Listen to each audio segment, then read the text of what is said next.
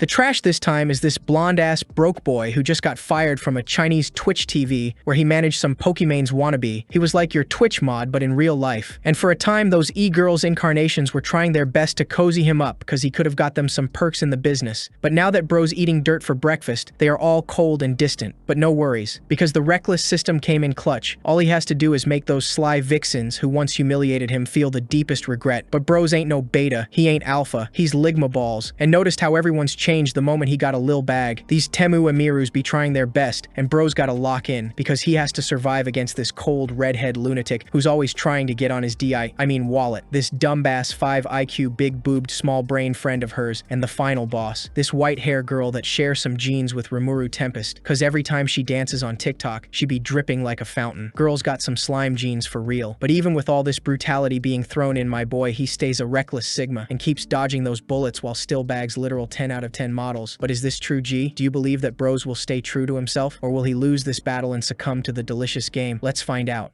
What's up, boss? Just 2 days off. My family's in a rough spot. I promise when I get back, I'll make the work worth it. The boss, though, wants to know what's this nonsense about taking time off. The company's drowning in problems to solve. Nobody can take vacation right now. The bastard says that while he's watching that damn black diaper swaying side to side, took a rocket hit and nearly died, while the protagonist is there explaining that his mom's sick. She's in the hospital. Someone's got to take care of the old lady. But the boss fires back, "Hit, don't you have a dad? Put him on it. She's my wife." While the bastard is saying that the big sister is actually thanking him for the rocket she took. Our boy's clenching his fists, and the boss goes on about how the pace he's working. How does he expect to move up in his career? Young people these days are way too soft, talking about sick relatives and wanting time off. He tells the kid to get out of there and get back to work right away. In the media industry, you always got to keep an eye on trends, and there's no time for breaks. Or better yet, if you're so eager to rest, why don't you do this? Quit, idiot. You graduated from some third-rate university and got lucky landing a job at a company this big. If you're ungrateful for the opportunity, why don't you just retire, huh?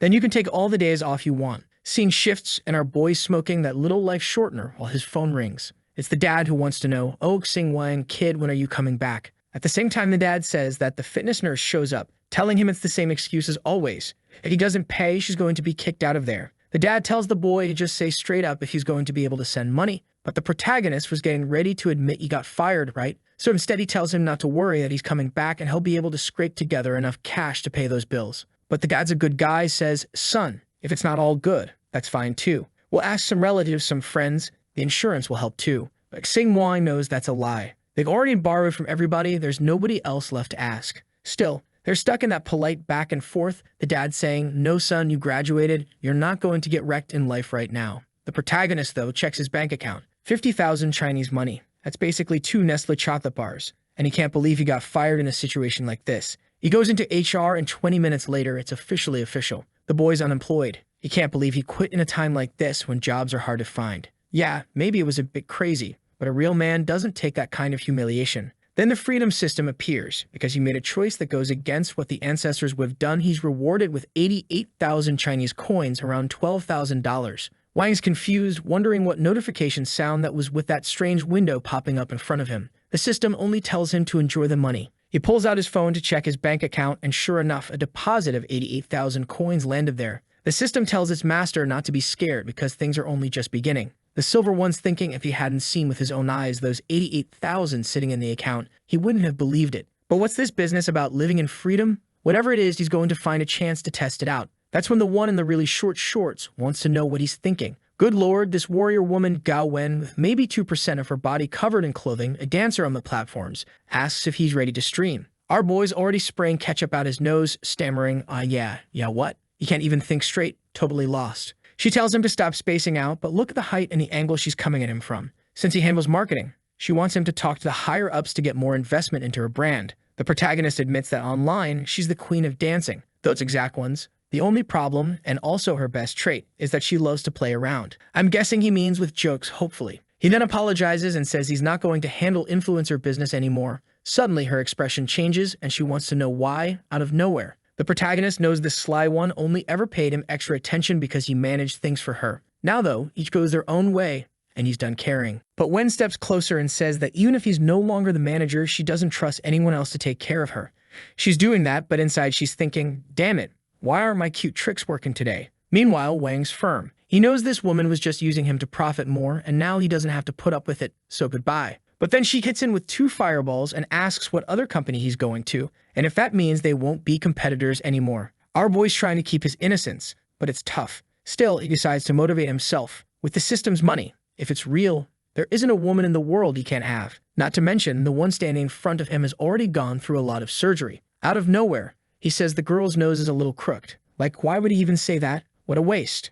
That's like meat on a vegan's plate. The poor girl turns all red and immediately grabs a mirror, saying that's impossible. But weirdly enough, she comes to the conclusion that yeah, it actually does look a little crooked. And the system congratulates him for refusing to be this girl's lapdog. For daring to do that, he gets another 23,000. As soon as it drops into his account, he starts to understand what absolute freedom really means. He had to do whatever he wanted, refuse to be cattle for these manipulators. That honestly scares me because I don't want the protagonist to turn into a simp, but I also don't want him to never score a goal either. For crying out loud, we're in China, kid, have some honor. Then this young one with back problems can't even stand straight, leaning as she says she hopes they can collaborate in the future. Wang's amazed that he just pointed out her flaws and she's sitting there calm, not even bothered. She then just says she hopes they'll stay friends and that if he struggles to find work, he should just message her. Like, what? Work where? Wang doesn't get it. She flipped the whole game. She actually seems like she's not such a bad person. Then she says, since it's like that, he's going to buy her dinner. And since it's his farewell day, it's not going to be some cheap place. She gets a little shy and he says he's already packed his stuff. Goodbye, girl, we're hitting the streets.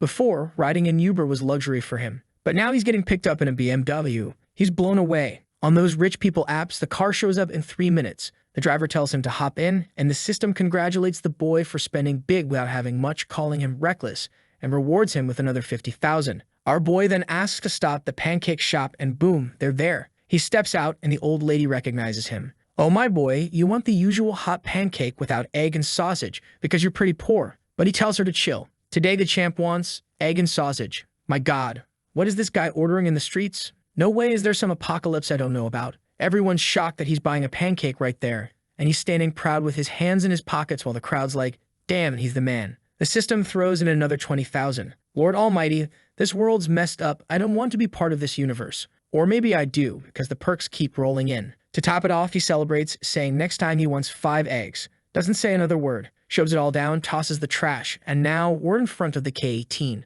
Suddenly it hits him. He could have eaten there, right? Would have been better. Plus, he's got to get ready for dinner with Wen. Walking past the shops, he can't afford to look like a beggar every day, when suddenly he comes across Hachibi, apparently a knockoff Adidas, but doesn't even look fake. He's feeling bold, decides to check around, and finds a Louis Vuitton. Inside, only healthy-looking staff, but as soon as he walks in, they size him up. Messy hair, baggy clothes, old phone, bargain bin shirt, worn-out shoes. Damn, they clock all that in one glance. Not even ChatGPT could spot all that so fast. And he notices, hey, are you girls really gonna ignore me like I'm not even here? They pretend he doesn't exist, and he realizes he's being humiliated. So he says, man, I'm tired from work today. Came to spend about 150,000, but since no one wants to serve me, I'll just head to Hermes. The second money gets mentioned, the girls multiply like rabbits, all eager to know what he wants to buy. In that moment, the protagonist sees it clearly. Money rules this world. He walks out of the store in brand new clothes. He's impressed he doesn't even have to carry the bags because the girl follows along carrying everything. This hotshot is already trying to cozy up, talking about some jewelry event, but he realizes she only wants him to spend more. So he waves goodbye. Even so, she keeps a smile on her face, telling him to have a great day. Meanwhile, all the gold diggers around notice he's holding bags from fancy stores. Right then, the system praises him again for his recklessness in spending, even with his mother in the hospital. 650,000 deposited. Honestly, the system's right. The boy's got his mother dying in the hospital, and here he is at the mall blowing cash. And now we're at the date. As soon as he arrives, the tall one of the moment tells him to come with her. She's taking him to the VIP area where he can wait for his friends. He realizes that with branded clothes, you don't even have to do anything. Just show up, and you're instantly taken in. She waves goodbye, leaving our boy upstairs, looking down while checking a Google Maps photo, thinking about how different the treatment became the second he said he was spending money at the store. As long as you got enough, you can do whatever you want in this world. And now all the fantasies he had in his head were finally about to become real. At last, he remembers his family. He transfers 100,000 to his dad. Crazy how stingy that is. He's sitting on 600,000 and only sends 1/6 to his mom in a coma. The scene shifts to Wen. And wow, she must be friends with Rimuru Tempest because the girl's basically a slime, all sticky and gooey. And anyone who's read those brain-melting stories already knows it's about time for a rocket launch. Our protagonist delivers, and she says it's time to end the stream. The girl's got accessories down to her feet, and now she throws herself into a chair, exhausted. The rest of the engineers and scientists show up, wanting to know what's for dinner. She says she's going out. Another one immediately assumes it must be some rich guy, her sugar daddy. But Wen denies it and reveals it's actually our boy, Sing Wang. The NASA prodigies are shocked she even remembers him. And yeah, I'm clowning her, but I'm a YouTuber myself, not exactly contributing much to society either. Still, my god, this girl's been drawn from every possible angle, and she insists it's just a dinner to eat something, nothing more, no special interest. One of the engineers says she wants to go too, but the slime girl tells them the boy's paying, so please don't order anything too expensive. The redhead scientist, though, knows the kid's broke, and now that he's trying to act like a big shot, she plans to ruin his fun. The slime says she's going to get ready, calls everyone along, and now we're in the parking lot. One engineer is struggling to find work, and our slime tells her to dance more. But she refuses, says no way, she's just waiting to meet a rich guy to pull her out of this mess. The redhead cuts her down, saying she's dreaming too much. Just not having to sleep around to make money is already lucky. She tells her friend not to provoke, that anyone can dream, and the redhead replies, fine, dreaming's allowed, but reality isn't changing. Then they ask where they're going to have dinner. When the slime checks, she looks startled. One of the girls is sure it must be such a cheap place she's embarrassed to say it. King presses her to spit it out, and she says it's a place called King Tian, a super famous Michelin 3-star restaurant. 3,000 per person, reservations hard to get. Instantly, the other one realizes she made a mistake. Suddenly, this boy must have gotten successful. The cold-hearted one argues the address must be the same, but probably some regular spot nearby. The slime tells her to stop judging our boy, but the redhead chimes in, oh, it's fine, he's a decent person deep down. As always, assuming they'll end up embarrassed, but whatever, they're already on the road. On the way, King's impressed at how smooth the BMW rides, while her friend points out she's got tons of fans on her streams. She should learn how to really make money. And wow, the girl really knows. She shows a move explaining you just accidentally let something show, then give it a little squeeze. That's all it takes. Lower your standards just a little and rockets are guaranteed to be firing nonstop. And she just revealed her weak spot. She said she's doing these streams, but if a rich guy showed up, she'd become a housewife in an instant. She's the coldest one of them all, and she's going to be the first to fall. But then she asks why Miss Slime is so quiet. Slime replies that it's not worth depending on someone because then you'll never be an independent woman and you'll always be living off that person. The money vampire tells her to stop killing the vibe like that. Meanwhile, she's thinking this girl has the nerve to talk like that when she's got the boldest dances she's ever seen. Slime says she'd rather do all that and make money than spend her life relying on someone else. As they get out of the car, King asks if maybe they should double-check the address because they might have gotten it wrong. Her friend agrees, saying they'll embarrass themselves if they walk in there and find out it's not the right place. She's calling, but Wang isn't answering, and now she's convinced the boy's tricking the three of them. And yes, that includes you.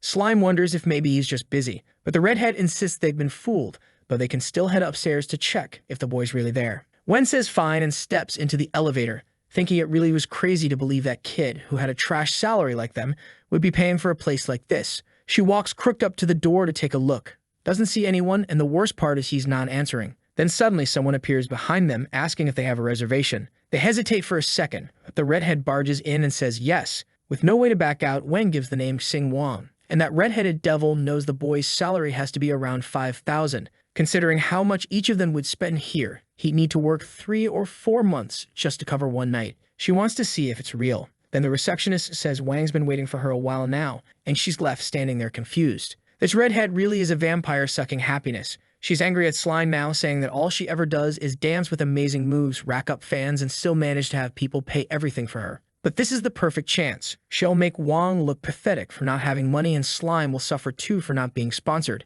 The receptionist tells them to get in the elevator, and King hesitates, saying maybe it's just the same last name. What if they run into someone they've never even met? Normally, the elevator is for VIPs only, and just one seat up there costs 10,000. Slime can't believe it, but the redhead is certain. Even if that kid saved every penny for a whole year, he wouldn't have enough for a night like this. She's excited to watch him crash and burn. Then the radiant girl opens the door and invites them inside. And now I realize that receptionist is actually hotter than all three of them. The clueless ones are wondering if Sing Wang is really there. King decides to take a selfie since they're already in the VIP area. Better to at least get some social media proof before they get kicked out. But that broad-shouldered redhead tells her to take it alone. She doesn't want to be part of such an embarrassment. King's more humble and takes a picture anyway. But wait, what's that pose? Hand covering the mouth? What are you trying to imply with that, girl? Damn. The redhead starts demanding to know where the boy is, saying they're already embarrassing themselves. Meanwhile, the gorgeous receptionist knocks on the door, telling him his guests have arrived. Slime whispers that maybe they should just leave since clearly they got carried away thinking he'd be there.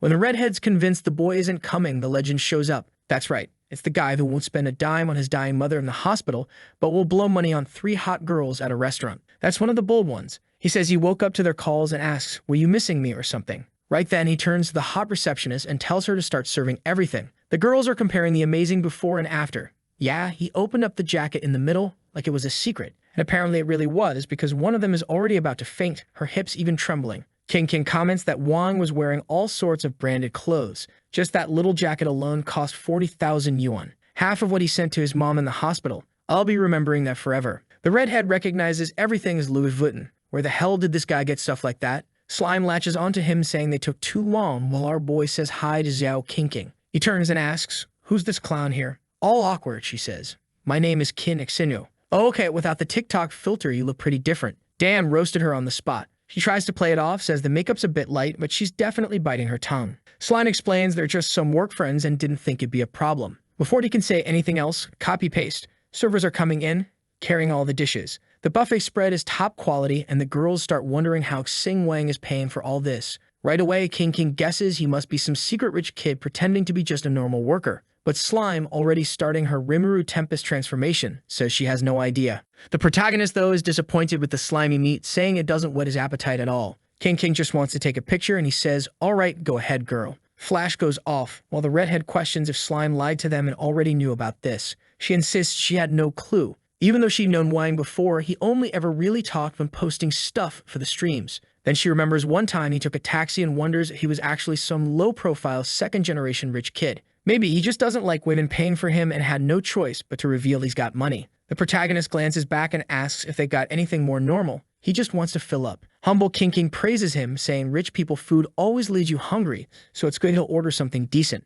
The server, though, offers truffle steak with roast salmon, liver with pineapple from the guts of some Alaskan lizard steak. Who even knows what that is? The protagonist says just hearing the name already kills his appetite. Can't they just give him a steak? Some meat, sliced in the middle, tossed in the pan? King is impressed. It's the first time she's seen someone order so humbly in such a fancy restaurant. It was eye-opening. The redhead scoffs that if he's not ready to eat good food, he shouldn't even have come. She's confused. To her, either he got rich recently or he's an imposter. Doesn't make sense. The protagonist, though, is demanding they bring him some barbecue skewers. The girl's stunned on the defensive, asking why he even requests something like that. It's not on the menu. He tells them to call the manager then. They'll have a little chat. The woman is rattled. Did this kid really have the guts to go that far? And then he shows up, dangerous mustache and all, saying, "En un restaurante francés, como est, solo se serve cocina francesa." Why did I just speak Spanish? I don't know. The redhead's smirking, thinking he's screwed now. A French restaurant won't accept such ridiculous requests. But Xing Wang proves otherwise. The meat he wants is worth 3 times more than his mother's life, because he offers 300,000 plus an extra 50. The shock is so great the girls all go cross-eyed. And right away, the mustache man says just tell him what to prepare. He'll make it. Our boy thanks him but asks him to keep that aggressive vibe. The guy pushes his glasses up and assures him it'll be taken care of. Then the system chimes in, saying if he keeps breaking the restaurant's rules, he'll earn 500,000. So he turns to the best food on the table and says that a restaurant is a place to eat, relax, and stay at ease. King agrees, thinking it's much better to eat good food and actually fill up. Right then, the copy-paste servers come in with the barbecue skewers he ordered. The girl is confused. With money, you can really force everyone to do whatever you want. She even decides to take a photo. It's unbelievable that she's eating kebabs and skewers like this in a Michelin-star restaurant. The protagonist calls the 3 dishes over, asking who's ready to stuff their bellies. Not long after, everything's devoured and he wipes his mouth, excusing himself because he needs to go to the bathroom. As soon as he leaves, the girls are already whispering that just the boy's outfit was 1.5 times more valuable than his mother's life.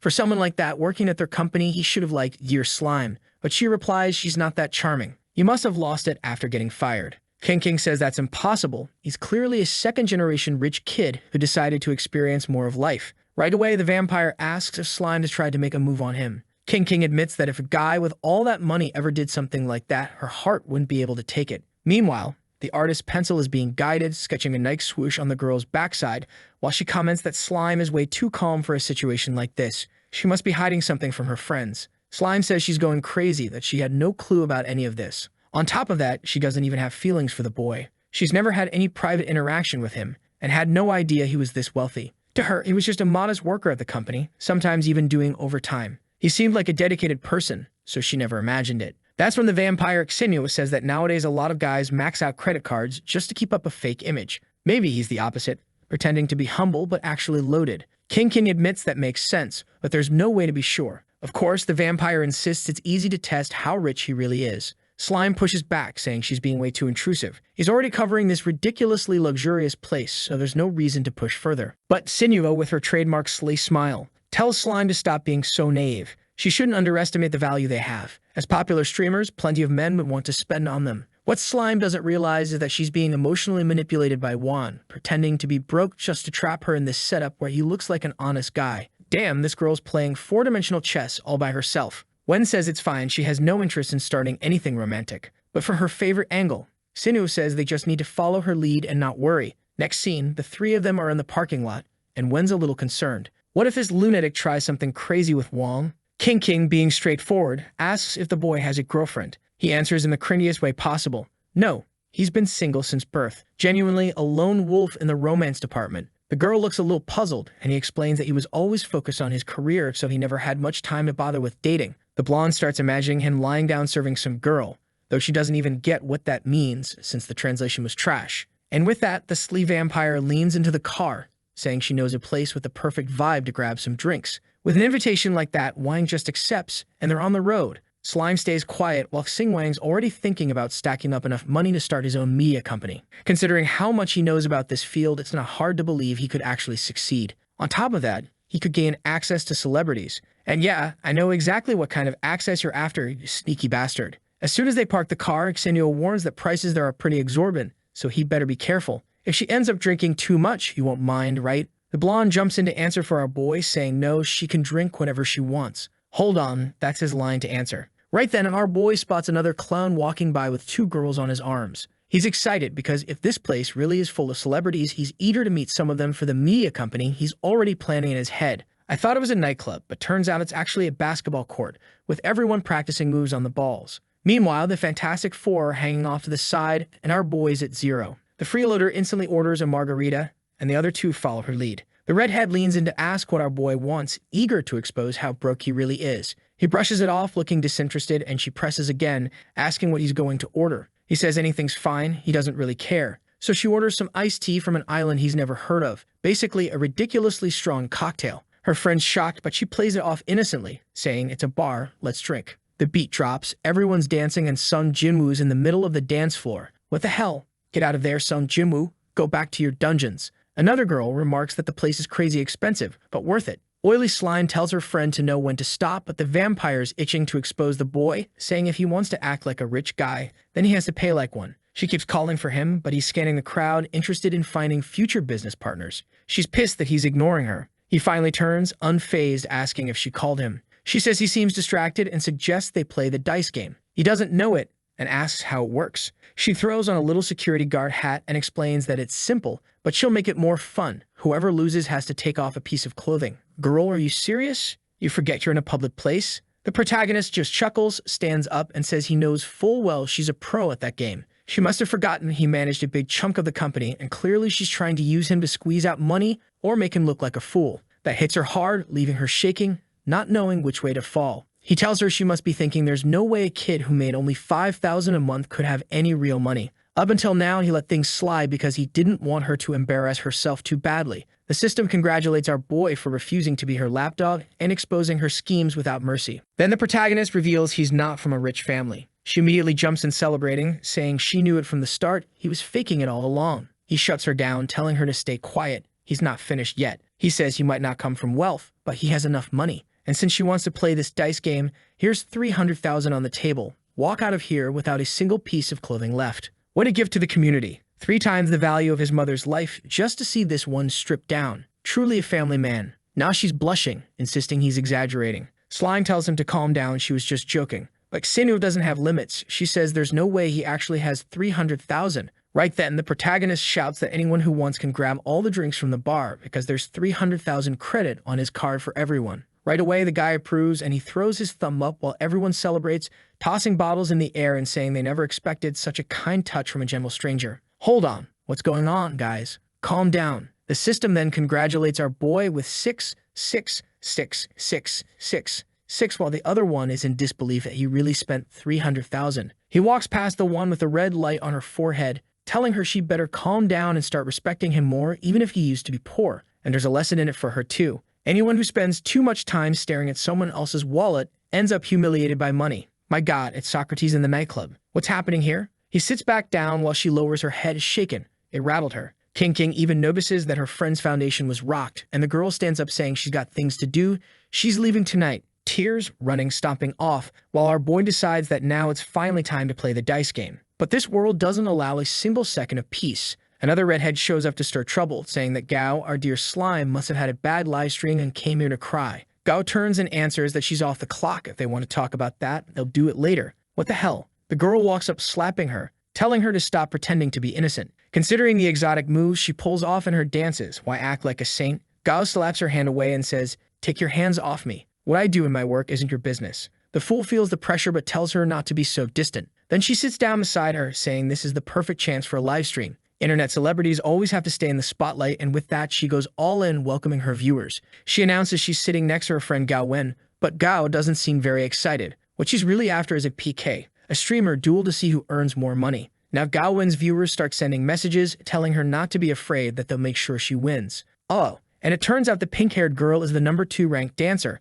a top-tier talent in hip shaking. She's eager to use this chance to climb to the top. At that moment, though, Slime gets a call. As soon as she picks up, it's the company boss telling her to start her stream right now and not miss the opportunity. She's trending. She doesn't really want to. He reminds her she doesn't have a choice. She's paid for this. If she doesn't stream, she knows exactly what's coming. The pink-haired one tells her own viewers she's sure Gao Wen will join. She's such a hardworking girl. Then she turns to her friend, asking if she's scared. But Gao's already preparing herself. Soon the artist is going to grab his paint buckets because the frantic movements have begun. And by the looks of it, the pink-haired one is getting showered with rockets while poor Gao Wen, drunk and shaken, is moving all clumsy. Everyone's wondering if she uses special effects in her studio, because right here at the party, she looks like she's running on empty. In the comments, plenty of people already know that poor Gao Wen streamed all day, shaking her hips side to side, and now she's exhausted. Our protagonist notices they're playing dirty with the girl, and a gentleman like him can't let her suffer. Boom! Rockets land, leaving her all slimed up. She's melting there, thanking her big brother, when suddenly 4, 5, 6 more hit. She keeps thanking while the pink-haired girl stops her dance in disbelief,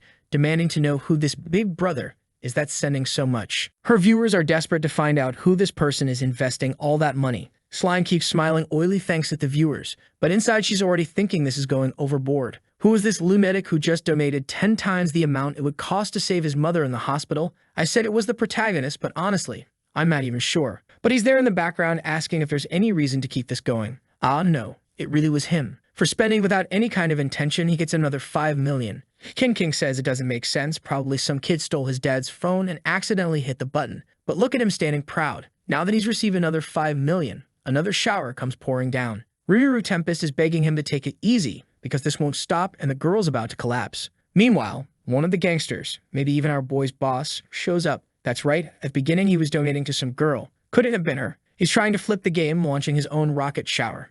She's thrilled, saying it's finally her turn too. She thanks old Kang for everything he always does for her. He really is one of the best big brothers. This Kang guy's been asking her for ages to send him a full video, let's say, and won't pass up the chance to look like a hero saving her from this tight spot. Rockets keep flying while the protagonist thinks he really needs to slow down. His fingers twitching on the click, using Minecraft speed techniques to donate faster. The system once again praises his madness, giving him another 10 million. And after so many rockets, Rimuru Tempest wins, thanking everyone for the support. But out of nowhere, the protagonist still sends another 1,000 rockets, earning yet another 1 million bonus. Slime Girl is confused but thanks him, saying it wasn't necessary at all. She even asks him to stop donating, reminding him that everyone's an honest worker in this world and she doesn't deserve that much. While she's celebrating, the redhead is standing there in shock, not understanding who that guy really was. In the end, she pushed him and ended up humiliating herself in front of everyone. The protagonist, though, stands up and says it's getting late. He's heading to sleep. He also calls out to Miss Lu, telling her not to get discouraged. She's pretty cute, too.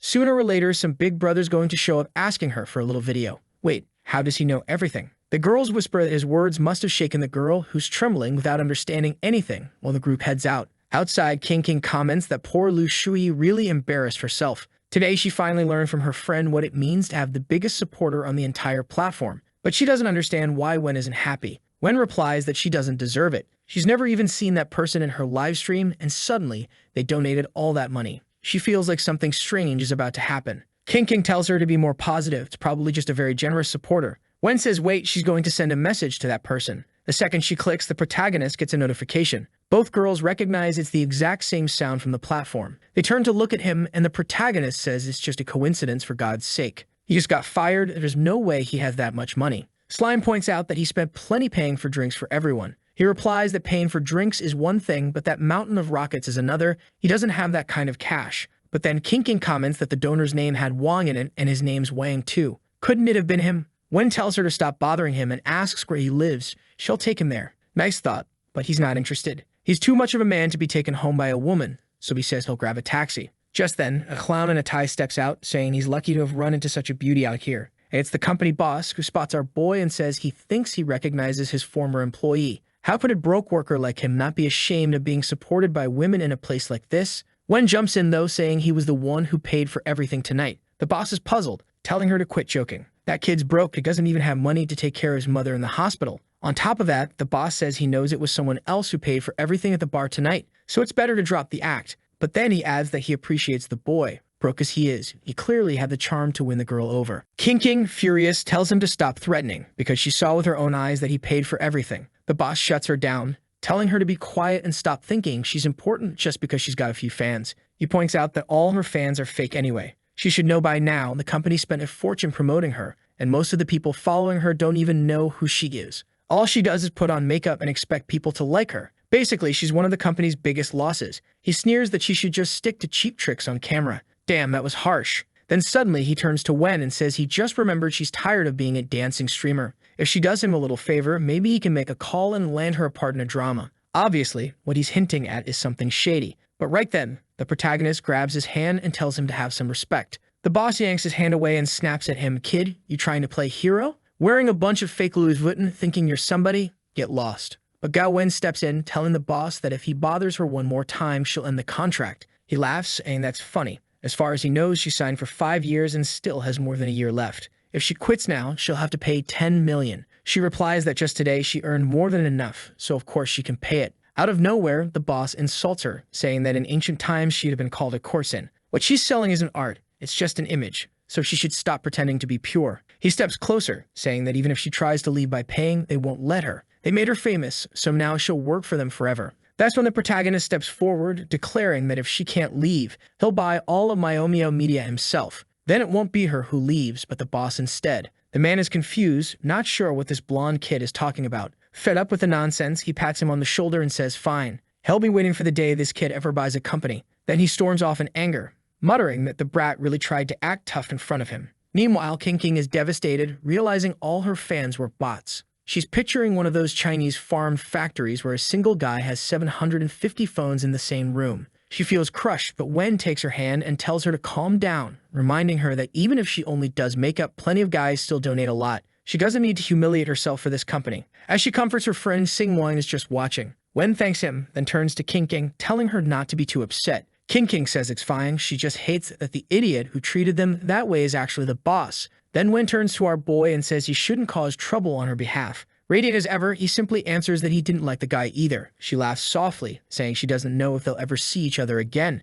but she hopes he goes far in life. Our boy is surprised, 2% clothing, 98% skin, and she turned out to be kinder than he expected. She shuts the car door and leaves. Finally, he gets to check how much he earned from this whole insane night. 109,000. Enough to save his mother in the hospital 100 times. At this rate, she'll be immortal soon. He decides to call an Uber, but since it'll take too long, he pays 4,000 to get there faster. And with that, he crashes into sleep. The next morning, someone's banging on the door, saying it's time to pay rent. The protagonist wakes up startled, covering his ears, wondering what kind of hell this is. He just woke up. While the pounding, he gets up, bumping his head along the way. It's still 6 in the morning. From inside, he mutters that he just wanted to sleep a little longer. But when he opens the door, the old landlady scolds him, saying bums like him never pay on time. That's why she has to hunt him down first thing in the morning, otherwise he'll run off. Wang, though, just scans the QR code on her chest, pays a full year in advance, and instantly 10,000 lands in her account. She tries to stay calm, asking herself how this broke school kid suddenly paid it all.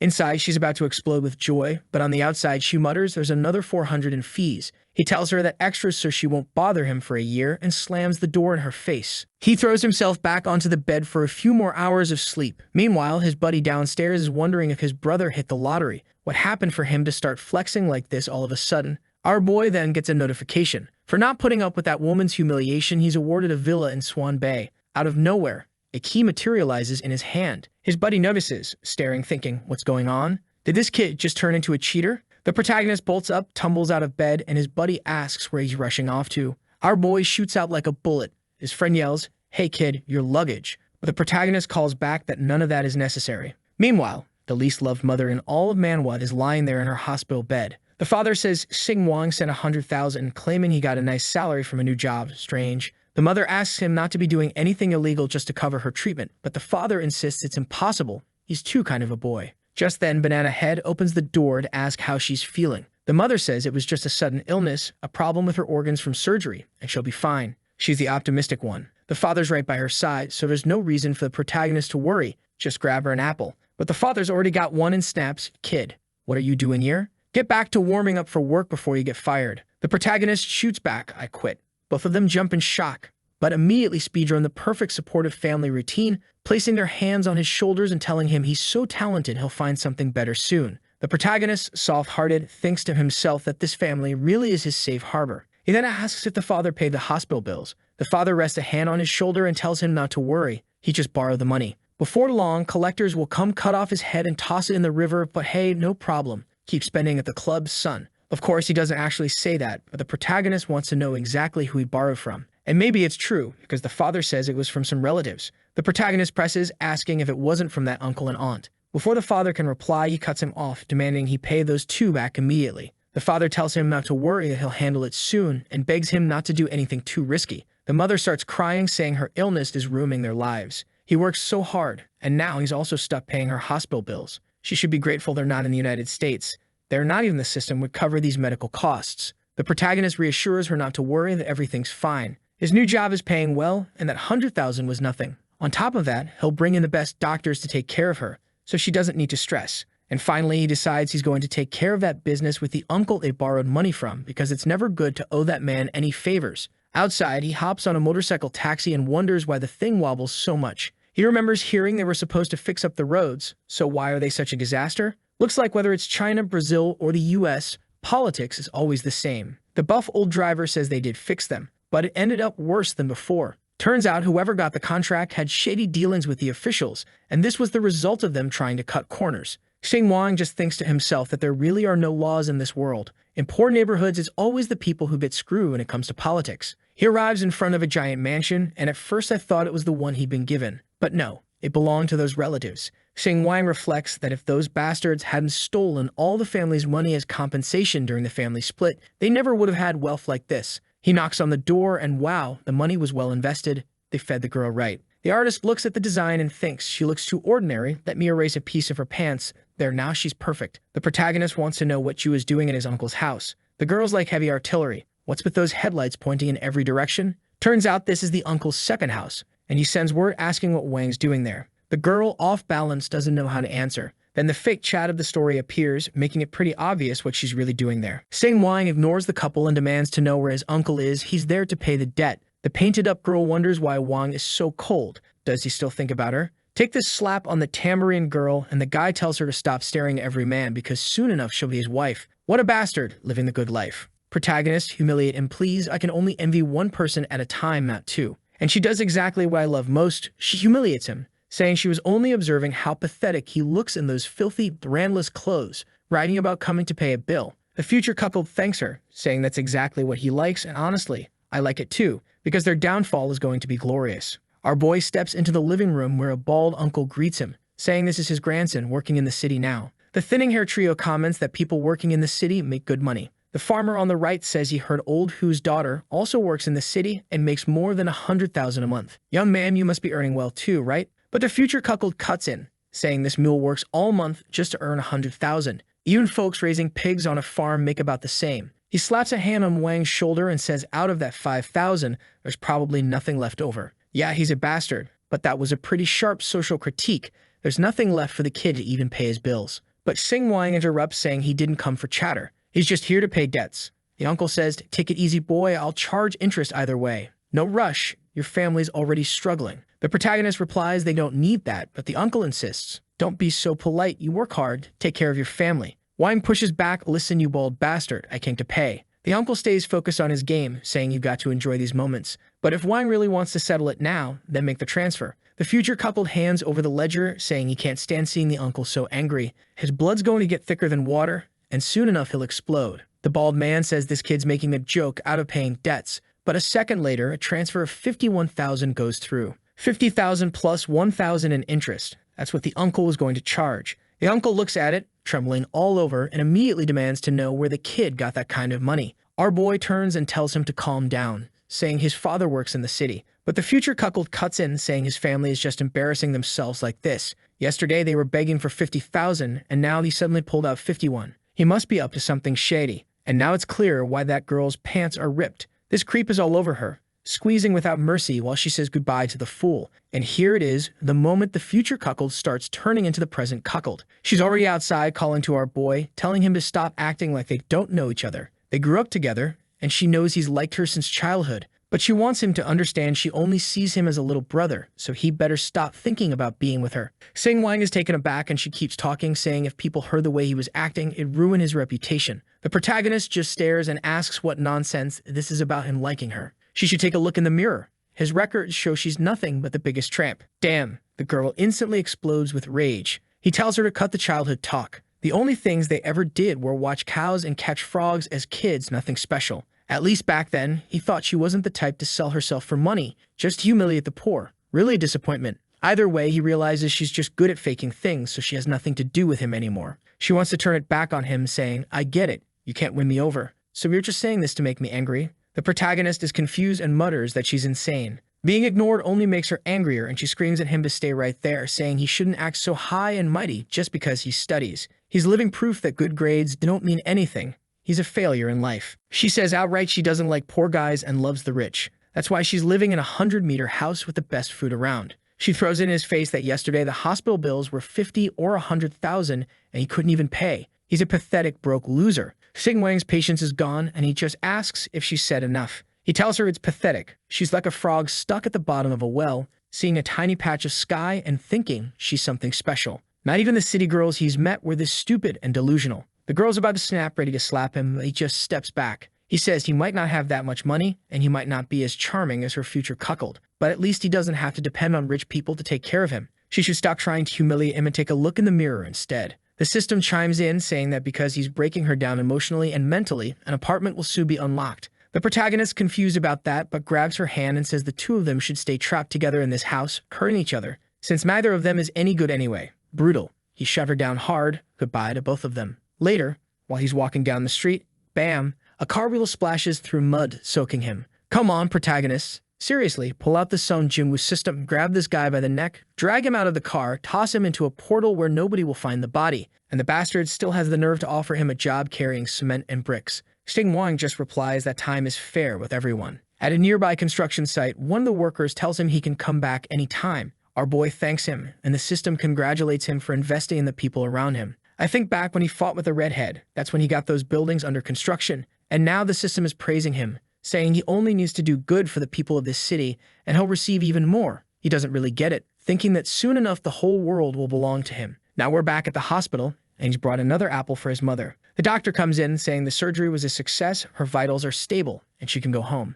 Sing Wang thinks that's insane. She just had surgery and is still recovering. It makes no sense. They should run more tests. But the shady-looking doctor says her discharge has already been processed and tells the nurse to help her pack up. The protagonist demands to know what he means by that, while his mother warns him to be careful. The doctor insists everything's fine, asking if he doesn't understand she survived, so they should move her out before she keeps draining the hospital's resources. Unbelievable. The protagonist slams the table, pulling out a knife, and the doctor thinks he's about to attack, but he only uses it to slice the apple. The doctor calls him crazy and says he's calling security. His mother tells him they should just go home and not cause trouble. She's comfortable enough. But our boy refuses. She just had surgery and her wounds haven't even healed yet. The doctor argues that the mother understands everything and a good son should obey her. Then he orders the nurses to strip away her poor clothes, saying they bring bad luck. The protagonist's blood is boiling, ready to kill this bastard. He tells his mother to eat the apple and that throwing it away would be a waste, but promises he'll take care of this soon. She begs him not to fight, reminding him these people are ordinary folks. They can't be beaten.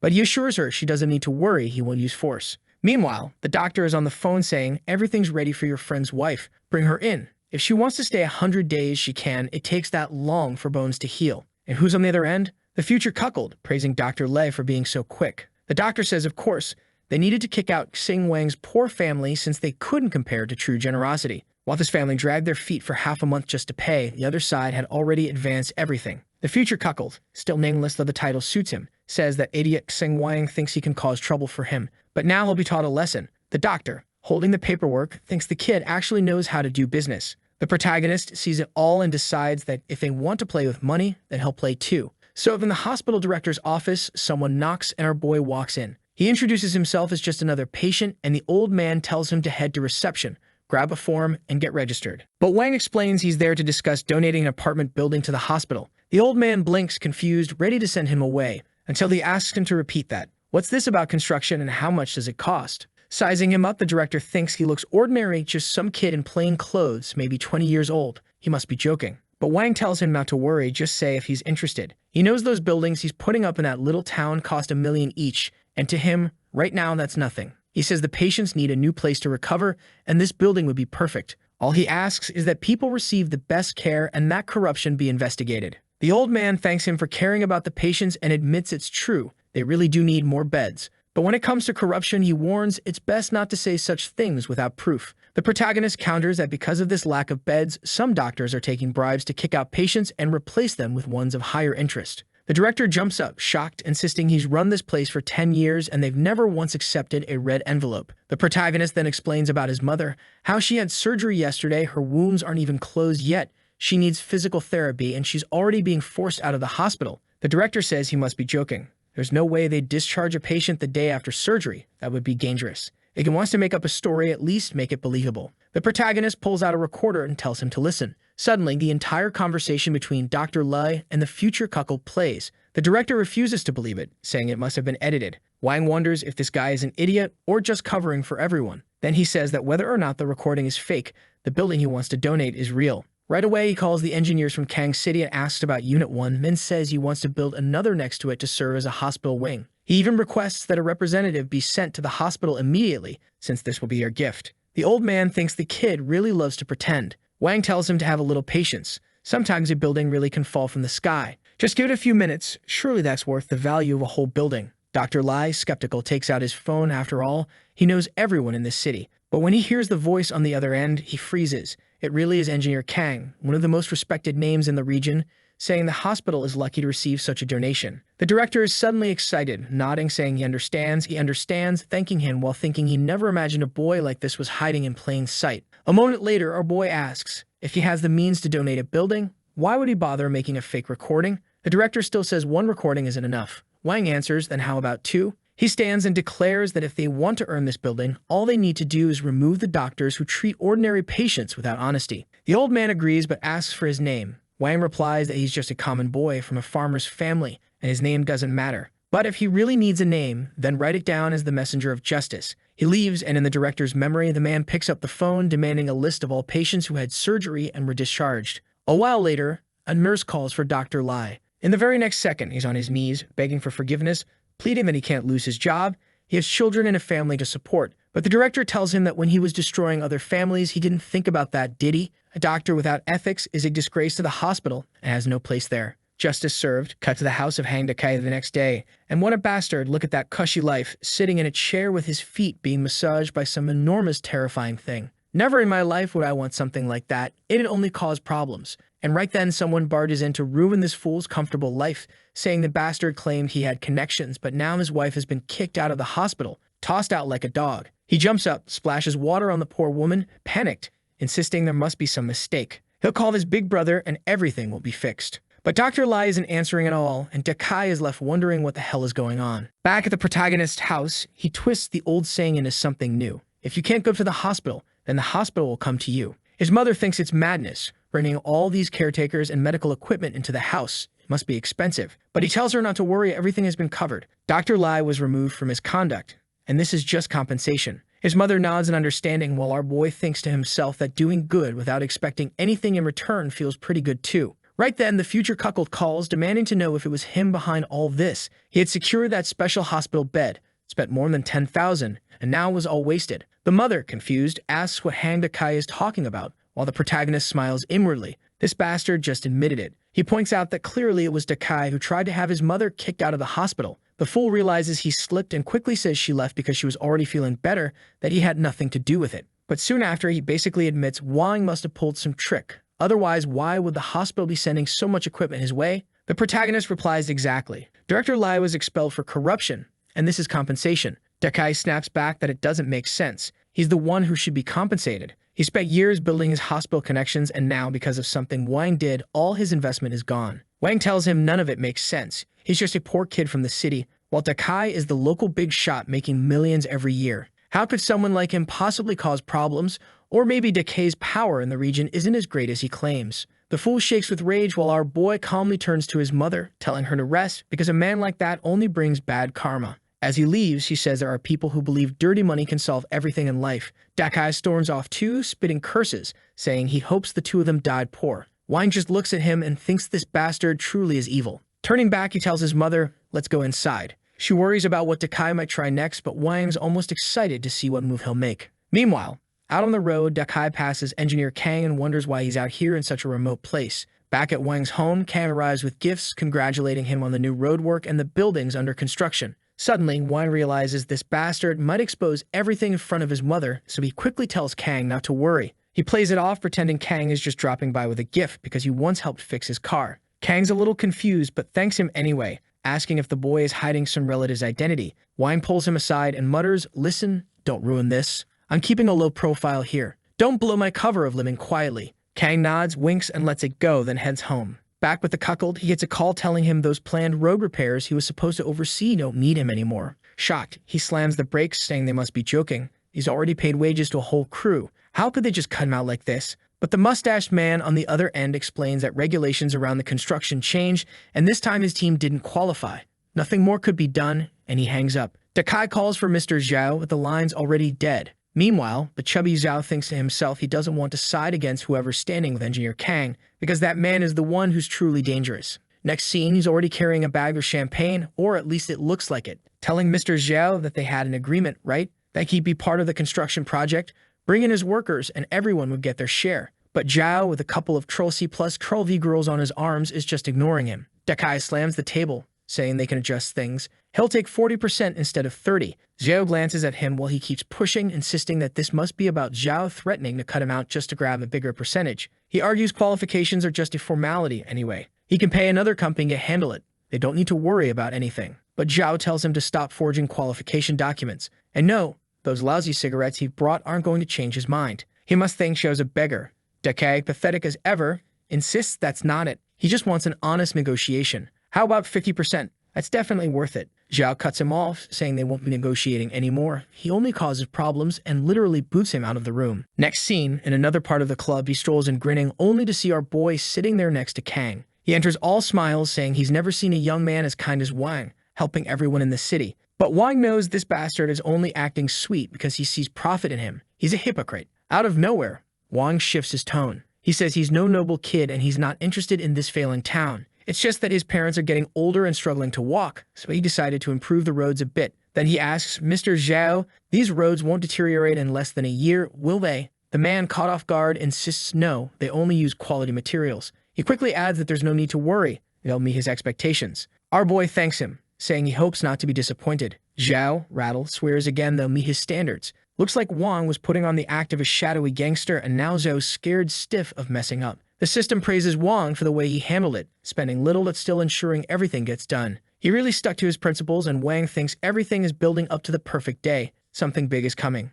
Meanwhile, back at the uncle's house, the girl, soon to be the protagonist's housemaid, is yelling at Dakai, calling him a failure who just sits on the couch fiddling with his phone, not even washing a single dish. If she'd known he'd be such a loser, she would have chosen Xingwan. At least he's in the city and actually has a job. Oh, the horns are starting to itch. His cuckold crown is on the way. He demands she repeat it. She beats her chest, shouting that he really is useless. Even with the bird in hand, he let it fly away. He's worthless. If she'd had the chance, she would have gotten on her knees for Mr. Zhao and never missed that opportunity. He's really trash. She says she'll find Xingwang soon, since they grew up together, and she'll seize the chance she has. Does she expect the protagonist to accept her? No. But are we curious to see how she tries? Definitely. But not right now, because the Kai grabs her by the neck and slams her to the ground. Damn, she's about to take a beating. Back at our boy's house, Engineer Kang hands him a document, and they're asking what it's about, what happened. He explains that the construction will be right next door, and they'll need to use about 1 square meter of their space. As compensation, they'll build a house for them as a bonus.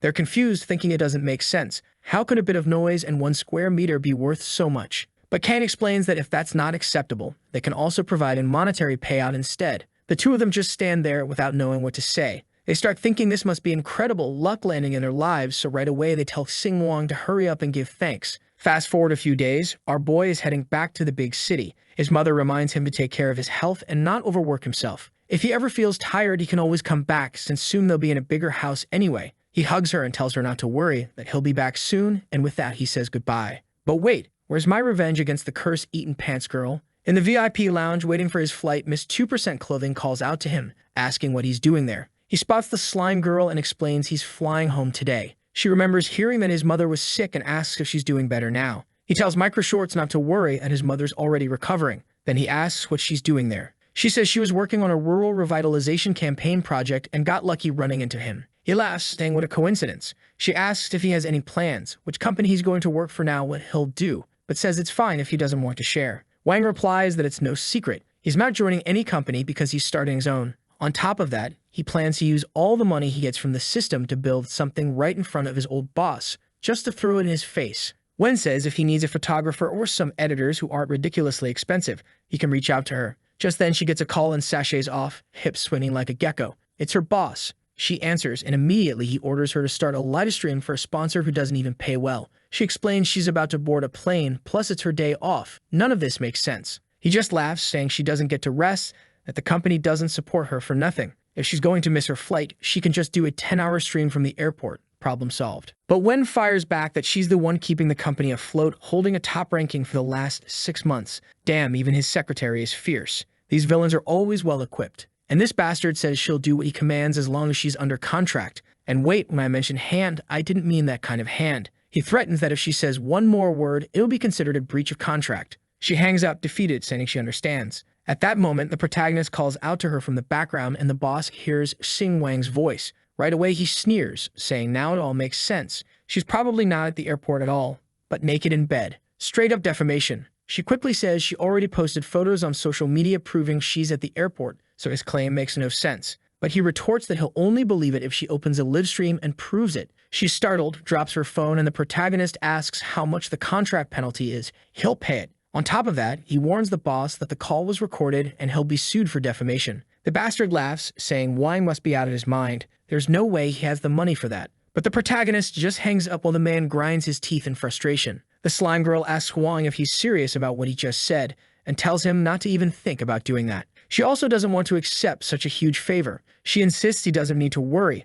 The situation at the company isn't that bad. Sure, her boss is a pain sometimes, but she earns plenty. What really doesn't add up in the story is her personality compared to her outfit. Those micro shorts are what throw everything off. And then she says she's already saved up quite a bit, so little by little she can pay off that contract debt. Wang tells her not to worry. He's starting his own media company. She can consider it as an opportunity, like a buyout value for her to switch companies.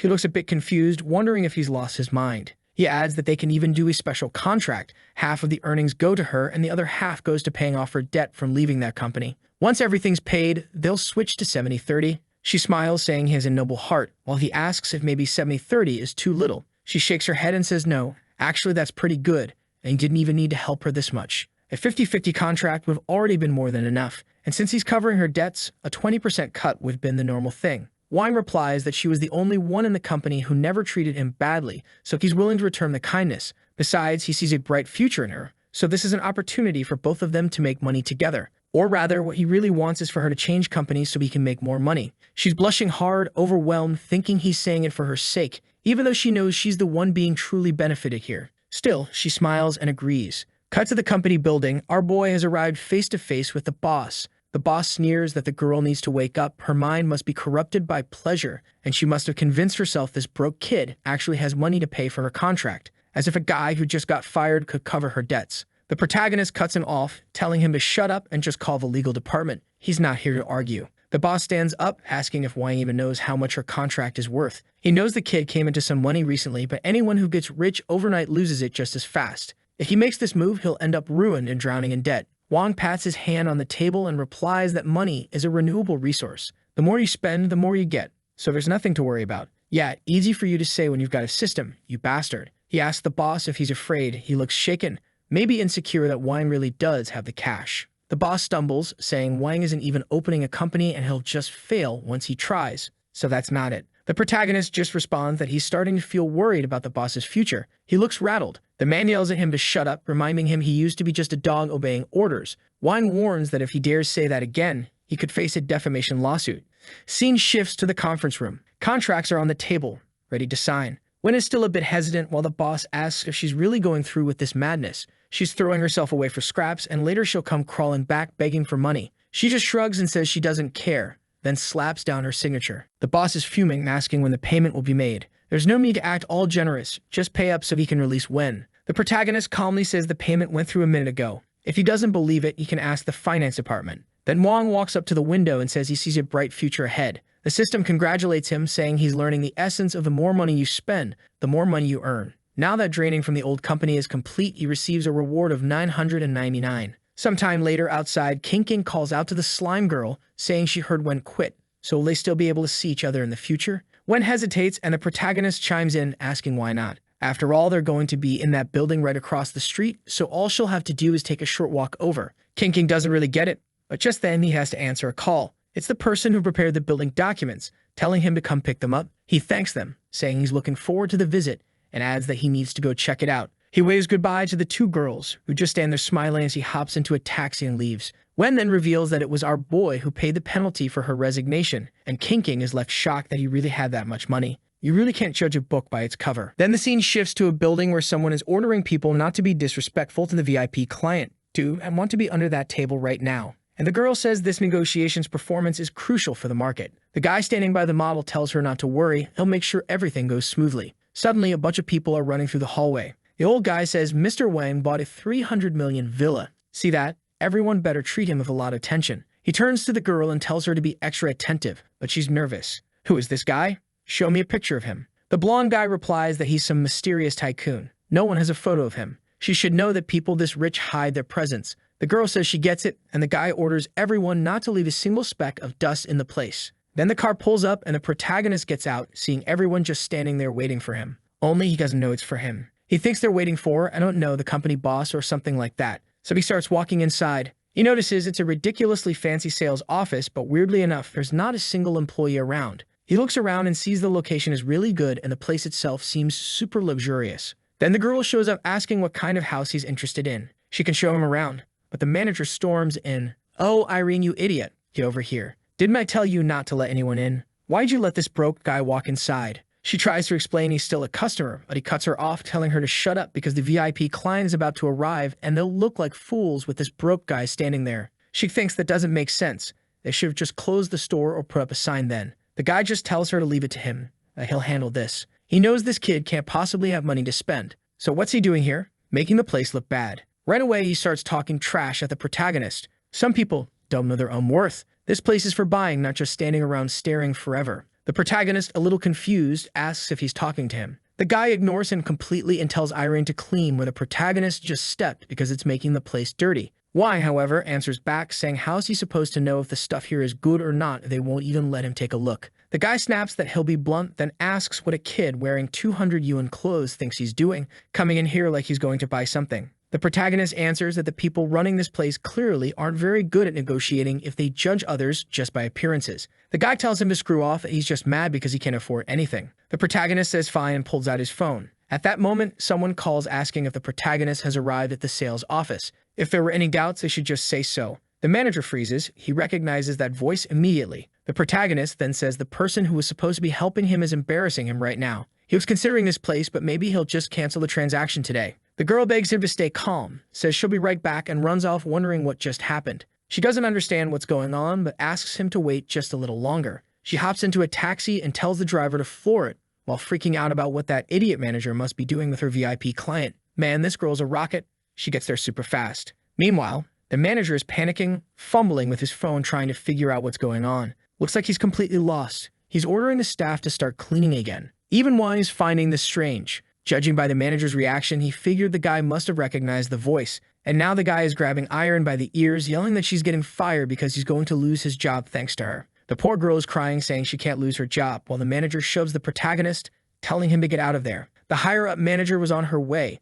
It would be humiliating to have him still in the store. Right at that moment, the purple one shows up, and the guy keeps hassling our boy, telling him to get lost. Then he notices Miss Lei greets her, but she completely ignores him. He figures she must be furious and is about to tear into him. But instead, she walks over, introduces herself to our boy as Lei Wanying, and apologizes, saying she feels deeply hurt by how everyone there treated him. The guy is stunned and suddenly starts to realize what's going on. Wanying keeps apologizing while Iron just now figures out that he was the VIP client. Wanying insists that at their company they treat everyone equally, regardless of financial status. Obviously, that's not what actually happens here. But the blonde guy, he's not backing down. He yells that no way, the manager must have lost her mind, this guy can't possibly be rich. She shuts him up, saying she's told him 1,000,000 times not to underestimate any client. That's when the guy realizes he really screwed up, and Wanying says he's way too arrogant for someone selling her houses. Then she says, "Goodbye. Starting tomorrow, you don't need to come back to work." Right then, the guy drops to the floor and starts the classic begging routine. Says he's got a kid, an old father, bills to pay, everything. Oh, but he still wants to walk out on top. Look at that face he's making. He keeps begging, saying he can't lose his job, but she just tells him he should have thought about that sooner. The guy literally crawls over to our boy, apologizing and asking for a second chance, while Iron is standing there shaking, thinking she's next. But Xing Wang ignores the guy completely and says to promote the attendant, make her the new manager. The guy is dumbfounded, asking if he's really losing his position to Irene. But Wanying has already turned around, told Irene she's now in charge, and left. Poor Irene is left standing there, still processing, wondering if she really just got promoted. The system congratulates our boy and says that for standing up against discrimination, he gets a heart. He's a bit confused. He wants something practical, not a heart. What kind of reward is that? But the system tells him not to underestimate the reward. You never know what might come with it. Boom. The scene shifts to where his new house is going to be. And damn, the kid's basically got a castle. The gates swing open and look at that. Even Cheyenne Verdi is standing there on the right side. She tells our boy not to worry, the gates have automatic recognition. One of the staff brings over a suitcase and hands it to him. When he opens it, it's a red envelope, the property ownership certificate. He picks it up, notices how fancy it feels, pockets it, and tells her to keep showing him around the house. She's shocked that this guy isn't even checking the contract for a 300 million house. She starts explaining the designs, the European gardens, the imported furniture, but quickly notices he doesn't seem very interested. He probably just likes keeping a low profile because he's afraid of getting kidnapped. Makes sense. The protagonist, wandering around the garden, is mostly thinking about planting beets and other food crops, stuff his parents would enjoy eating. He's thinking it might be better to make some changes, and she tells him any idea he has, just say it, and they'll modify the place. He's planning on bringing his parents there and stops to think about how to make everything more practical for them. Meanwhile, the system says that because he was bold enough not to be satisfied with something that costs 300 million, he gets a bonus and unlocks a new ability. On top of that, he unlocks a new skin. Wait, what? Is he gonna change heads now? Wanying, meanwhile, is wondering if even the best botanical garden in the world wouldn't be enough to please this boy. He compliments her, saying that buying a place like this at his age shows his future is limitless. Apparently, their CEO was so impressed by the kid's kindness that he's eager to meet him as soon as he gets back from his trip. Wanying tells her to take it easy. There's no need to go that far, he barely even spent any money. She keeps smiling, saying it's great to have his support, but inside she's wondering what kind of madness it is to spend 300 million and call it nothing. But the truth is, the protagonist didn't spend a thing. The system bought it for him. Now he's finally entering the main part of the house. Inside, there's a girl with some bracelets asking Uncle Jean who bought the villa. He says it's a young man named Wang, looks like he's in his 20s. The blonde girl is surprised, and the butler asks if they should look into the kid's background. But she says it's better not to. Anyone who casually buys a 300 million house isn't ordinary. She stands up and tells them to find a suitable gift because they'll visit him another day. And she's the skinniest girl I've ever seen in any manhwa. Next chapter, fireworks. Everyone's celebrating. Not because of the mansion, but because it's the grand opening of our boy's company. Time to make that slime girl sweat on those live streams and start making money. And just because I said that, we cut to 3 months ago, back when she asked why she wouldn't have to stream. He explained that a good blade is meant for the strongest enemies, basically saying she was too good to waste at the start of the company. That's why, in the beginning, she was going to work in recruitment to find some new tough girls, and part of what they earn would go to her. She thinks that's a bit much, but he tells her of course not. She's the dancing heroine, meaning everyone wants to be like her. So she got a talent for spotting which girls are the real deal, and she's going to help him fill the place with dancing girls. She tells him not to worry. She'll find all the surgeons, scientists, and doctors in China and bring them here. Then the scene shifts to the rival boss, who's looking at some company called Dujin Media that seems to be signing a bunch of new streamers. He thinks it's hilarious. who these days even starts a new streaming platform. They must think the streaming world is easy. It's funny to him that they actually think they can compete. But just then, the least intimidating gangster in the world walks in asking what's up with Doujin Media setting up shop right across the street. Are they crazy trying to compete? This guy turns out to be the boss's uncle, who stands up, surprised to see him back so soon, and asks him to sit down. But the uncle says they should do what they always do and remind everyone who runs the streaming industry. The boss just nods like a dog and says he understands. Meanwhile, our protagonist is being shown interior design proposals, but he doesn't look very interested.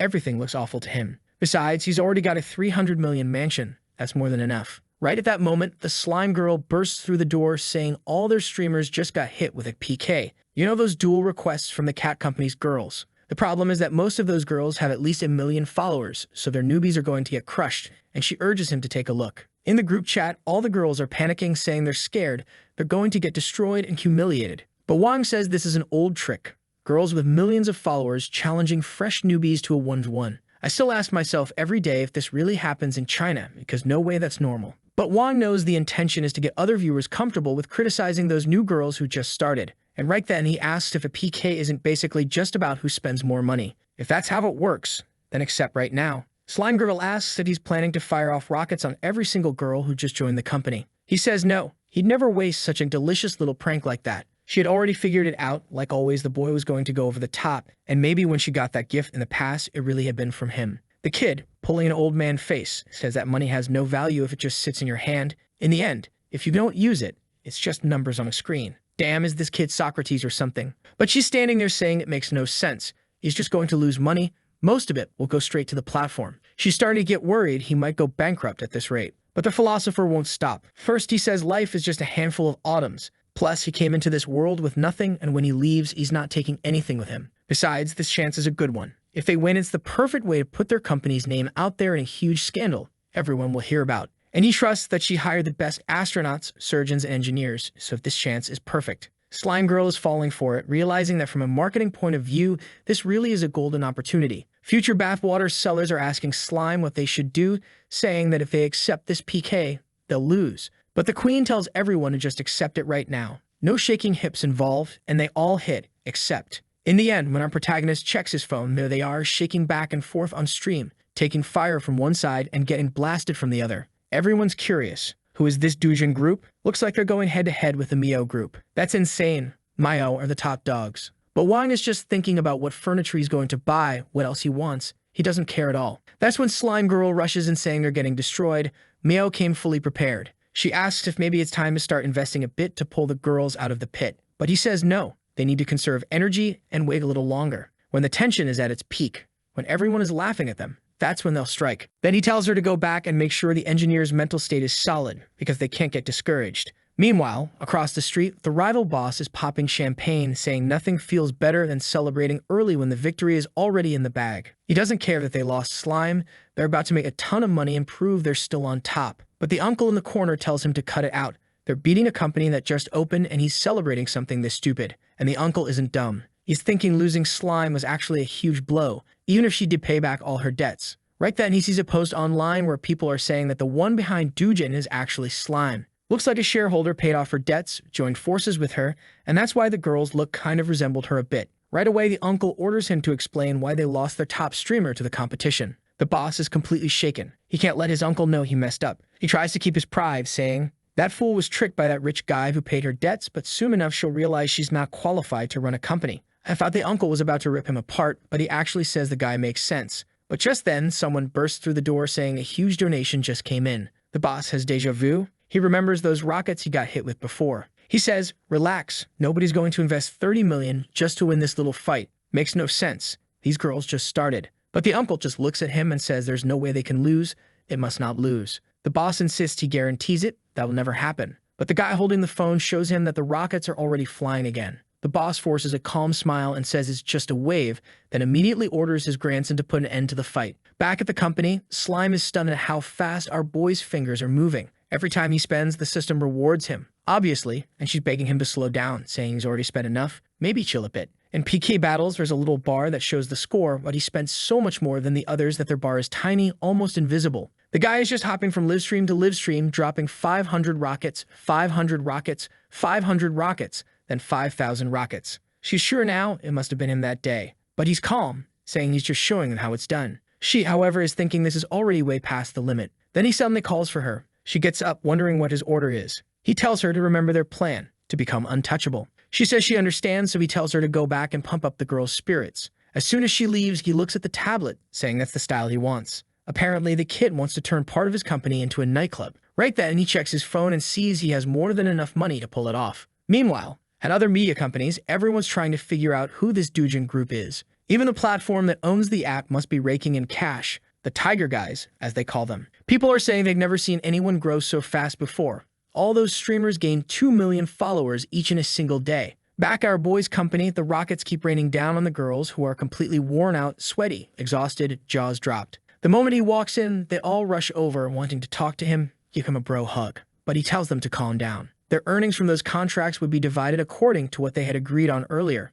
They had been worried that he might take all their winnings since he was the one who spent the money. The system praises his kindness and gives him 500 coins. He grabs the damn thing and demands to know why the values are so random. While the girls are celebrating, Slime just stands there watching. Meanwhile, the Mio group is not happy at all. They're reading all the comments, tearing them apart. They picked a fight with a brand new company and still lost every PK match. Right then, his secretary comes in saying maybe they should change their name. Doujin just posted something saying it'd be better if they did, though she doesn't know why. The boss is furious, while one of the guys is trembling. The secretary leaves, and the boss immediately slaps him, demanding to know how he disappears for 5 days and turns the company into a laughingstock. The guy lying there mutters that they profited off her departure, and the boss makes him repeat it. If Gao Wen were still at the company, none of this would have happened, since she was the one who recruited those girls. He drops into his chair, thinking this chaos came out of nowhere. How did they lose a girl like that? And now this damn guy shows up just to wreck their company. The ex-boss has his hand on his face, saying that guy looked like a loser before.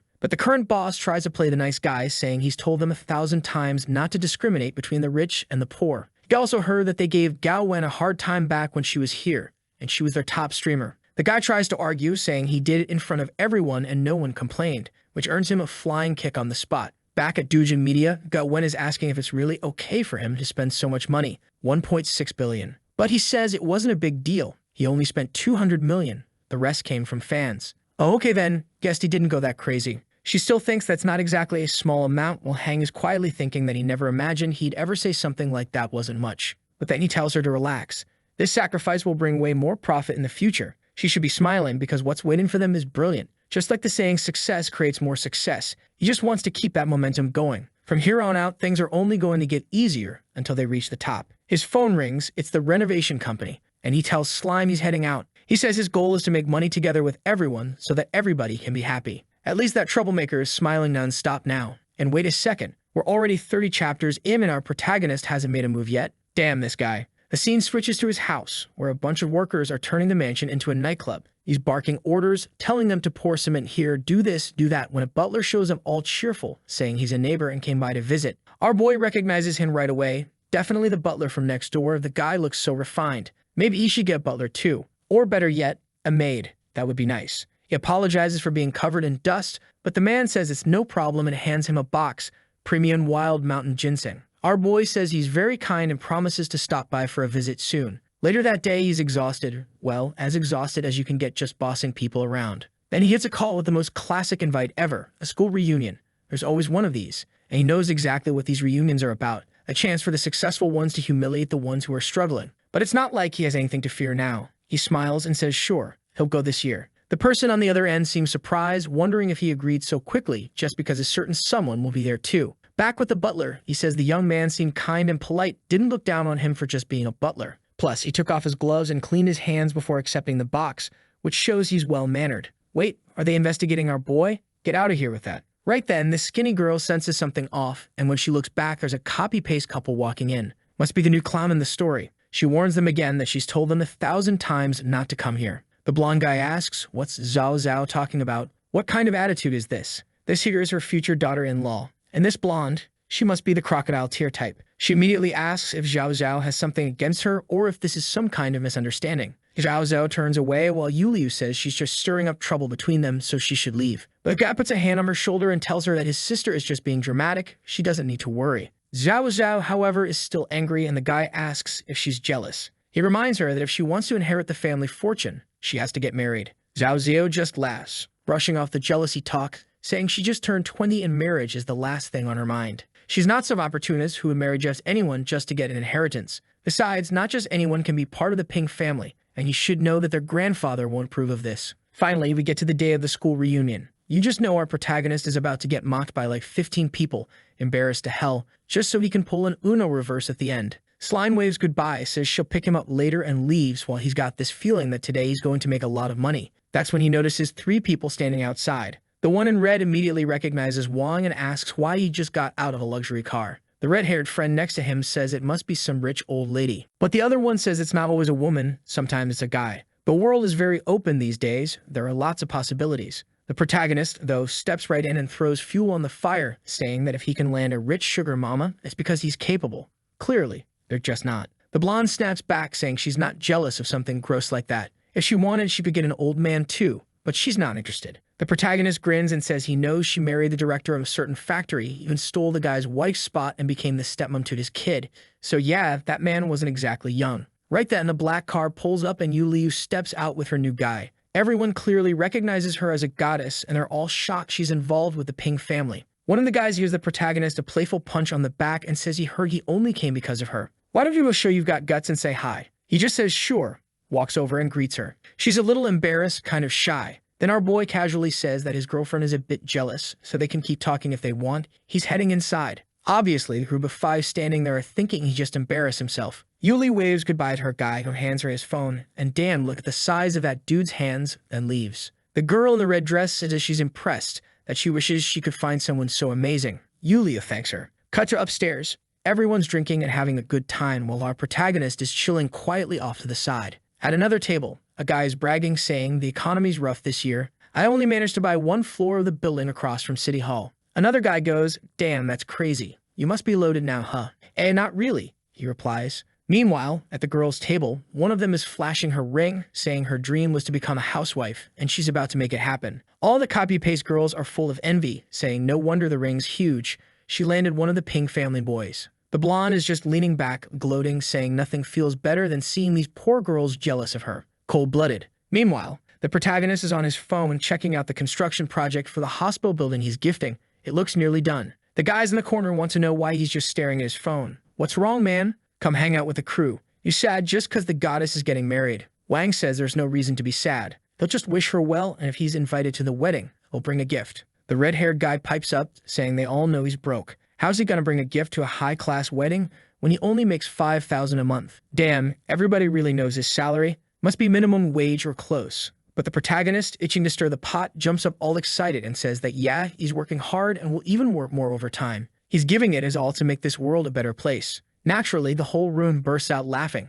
The laughter takes over the place, everyone saying that his hard work must have fried his brain. The protagonist just stands there, not really getting what's so funny. All they tell him to chill, saying it's just a joke, calm down. Obviously, his job is amazing. Our boy thanks them for the compliment, then says they should enjoy their drinks because he's heading home. The place is under renovation, and the crew working there has some questions for him, so he's going to help out. But the red-haired guy asks where this house of his is and begs him not to leave so soon. He also says that once the house is finished, he should throw a party. The protagonist says his house is in Sang City, but it's too small to host everyone. The guy insists that's impossible. Even starving for 2 years straight, he still wouldn't have enough money for a place like that. The protagonist just says, yeah, that's true. But just as he's about to leave, the blonde in the tight dress calls him out, telling him to stop trying to run out on the bill. He looks confused and says that when they post the bill in the group chat, he'll send the payment. But she yells that a bottle of wine there costs over $1,000. This is one of the best restaurants, and she's sure that when they put the bill up, he won't pay. The protagonist, though, just makes a $10,000 payment on the spot and tells her to quit bothering him because he wants to leave. I thought everyone would be shocked, but nope. The whole room bursts out laughing, saying this idiot never learns.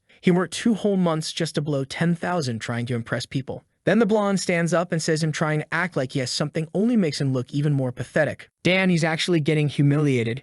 Even as the protagonist, things are rough. The blonde even stands up and says, give the poor guy's payment back, everyone. I'll cover his share later. Meanwhile, in her head, she's thinking she's really nailed it. She's radiating the aura of a beautiful, kind-hearted princess now. But the protagonist has overheard plenty of stories about how she humiliates other people, so he knows this is fake as hell. He tells her not to worry that $10,000 doesn't mean anything to him. The copy-paste girls, though, tell them to just accept it and stop being ungrateful. Ran Yuliu, clearly feeling humiliated, says she never imagined he'd act so recklessly. The protagonist turns around and says just because people call her a goddess, that doesn't mean she gets to act like some divine savior. Since they're old classmates, he wasn't trying to embarrass anyone, but clearly everyone here is shameless. Then he turns to the waiter and says he's paying the bill for this entire place. But that guy who was bragging about buying the floor of that building tells him he's not even qualified. Only people with a VIP card can pay. The protagonist tells them to go ahead and call the manager because he wants to settle the damn bill, but the purple-haired guy hesitates, saying they can't call the manager. Even the others egg him on, secretly eager to see Wang embarrass himself. Moments later, the manager arrives and our boy asks if it's true that only VIPs can pay the bill. The guy says yes.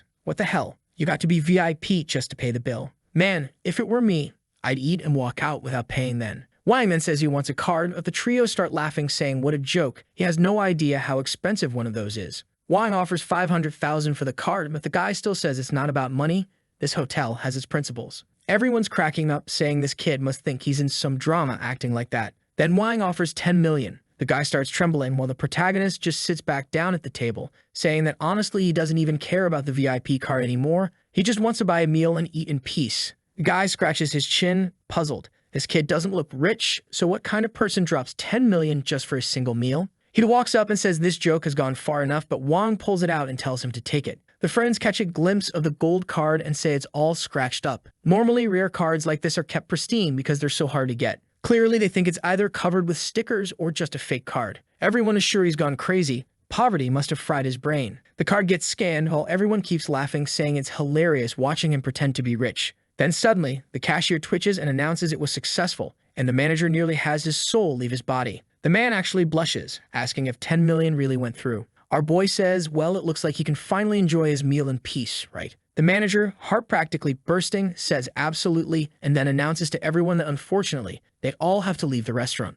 And of course, the system congratulates him right away for treating money like it's just numbers on a screen. That friend from earlier, the one who was bragging, wants to know what's going on. Why are they kicking everyone out? They were all classmates. Another girl, the cute one sitting on the left, says that everyone here is influential in the city and warns that he's about to make a lot of enemies. But the protagonist says he knew from the moment he was invited that their goal was to humiliate him, and he has no problem if they want to be his enemies. But he asks the same question back, aren't they worried about having me as an enemy? Damn, that blonde with the little cross earring is prettier than all the main girls so far. Artist, you're wasting the good designs on side characters. While they're all busy talking, someone barges in saying not to worry because the hero has arrived. He immediately sits down next to the blonde, who asks why he's back so soon and if there was a problem. He says she doesn't need to worry. She's his #1 priority. Right away, everyone is convinced that if there's a showdown between Master Ping and the boy sitting there, the kid will be crushed. Wang realizes this guy was invited specifically to make things harder for him. And that name Ping, it sounds weirdly familiar. He's pretty sure that butler from earlier had the same name. Ping then asks if Mr. Wang only had 10 million in his account and now is about to embarrass himself. At the same time, he tells his girlfriend to relax, that the opponent doesn't look very strong. She thanks him,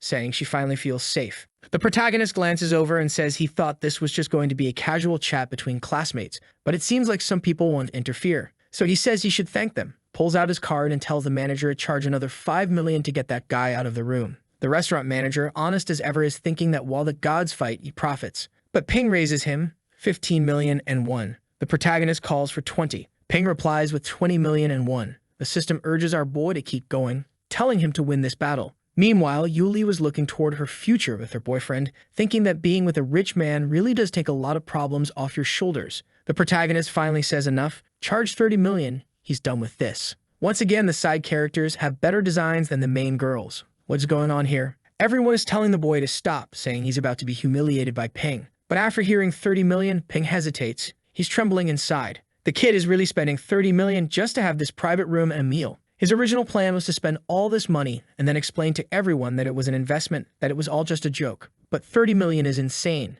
You can't invest that much in a place like this. It's not like you can just print money. Well, the protagonist basically can. So you might as well give up. The waitress brings back our boy's card and the manager confirms that 30 million is the final amount. He starts counting, going once, going twice. Ping knows that this broke kid must not be using his own money. And worse, he knows he only did this because of that damn Yuliu. But honestly, she's not worth all this either. The protagonist, though, smirks and asks what the problem is. Aren't you going to do 30 million and 1? Then his phone rings. He says he has to take an urgent call. It's his sister, demanding to know what he just spent 20 million and 1 on. Did he invest in a hotel or something? He tells her to stop bothering him. It's none of her business. She says she's not trying to pry. It was their grandfather who asked. Now things are getting complicated for him. And this sister, who honestly is way less attractive than all the side characters upstairs, says she's arrived at the hotel and is going to see him in person. Ping realizes he's being followed and knows that if they discover his weakness, his family, he'll be humiliated here. The protagonist presses on, asking if they can get back to negotiating. But then he turns and says they're all going insane doing all this just over a meal. He's done playing this stupid game. The red-haired guy puts a hand on his head and says, Ping, for God's sake, don't do this. You're embarrassing yourself. The blonde guy loses it and tells him to repeat that while the other guy tries to calm him down, saying if it's about the money, they can just refund everything. No need to stress. Ping glares back at him and says to take it up with his secretary. Meanwhile, the protagonist is just sitting there smiling, saying this is getting boring. He thought this guy was going to be a real threat, but compared to firing off rockets on live streams, this is nothing. Then the other blonde tells Yuliu to help out, saying Wang is being humiliated. But she just freezes, not knowing what to do. She shouldn't have come to this reunion. Now she's been humiliated in front of everyone. She grabs her boyfriend's arm and says, babe, spend a little more money. We're being humiliated here. He slaps her across the face. Then he says she dragged him here just to cause trouble, and that their relationship is over. She should get out of his life. She's completely shaken, asking if he didn't promise they'd grow old together and have 73 kids. What happened? He just says the only reason he wanted kids with her was because she was pretty, so the kids would look decent. Other than that, all she ever brings is embarrassment, so she's not worth it. Juan cuts in, asking if he can finally eat in peace now, and the guy says yes.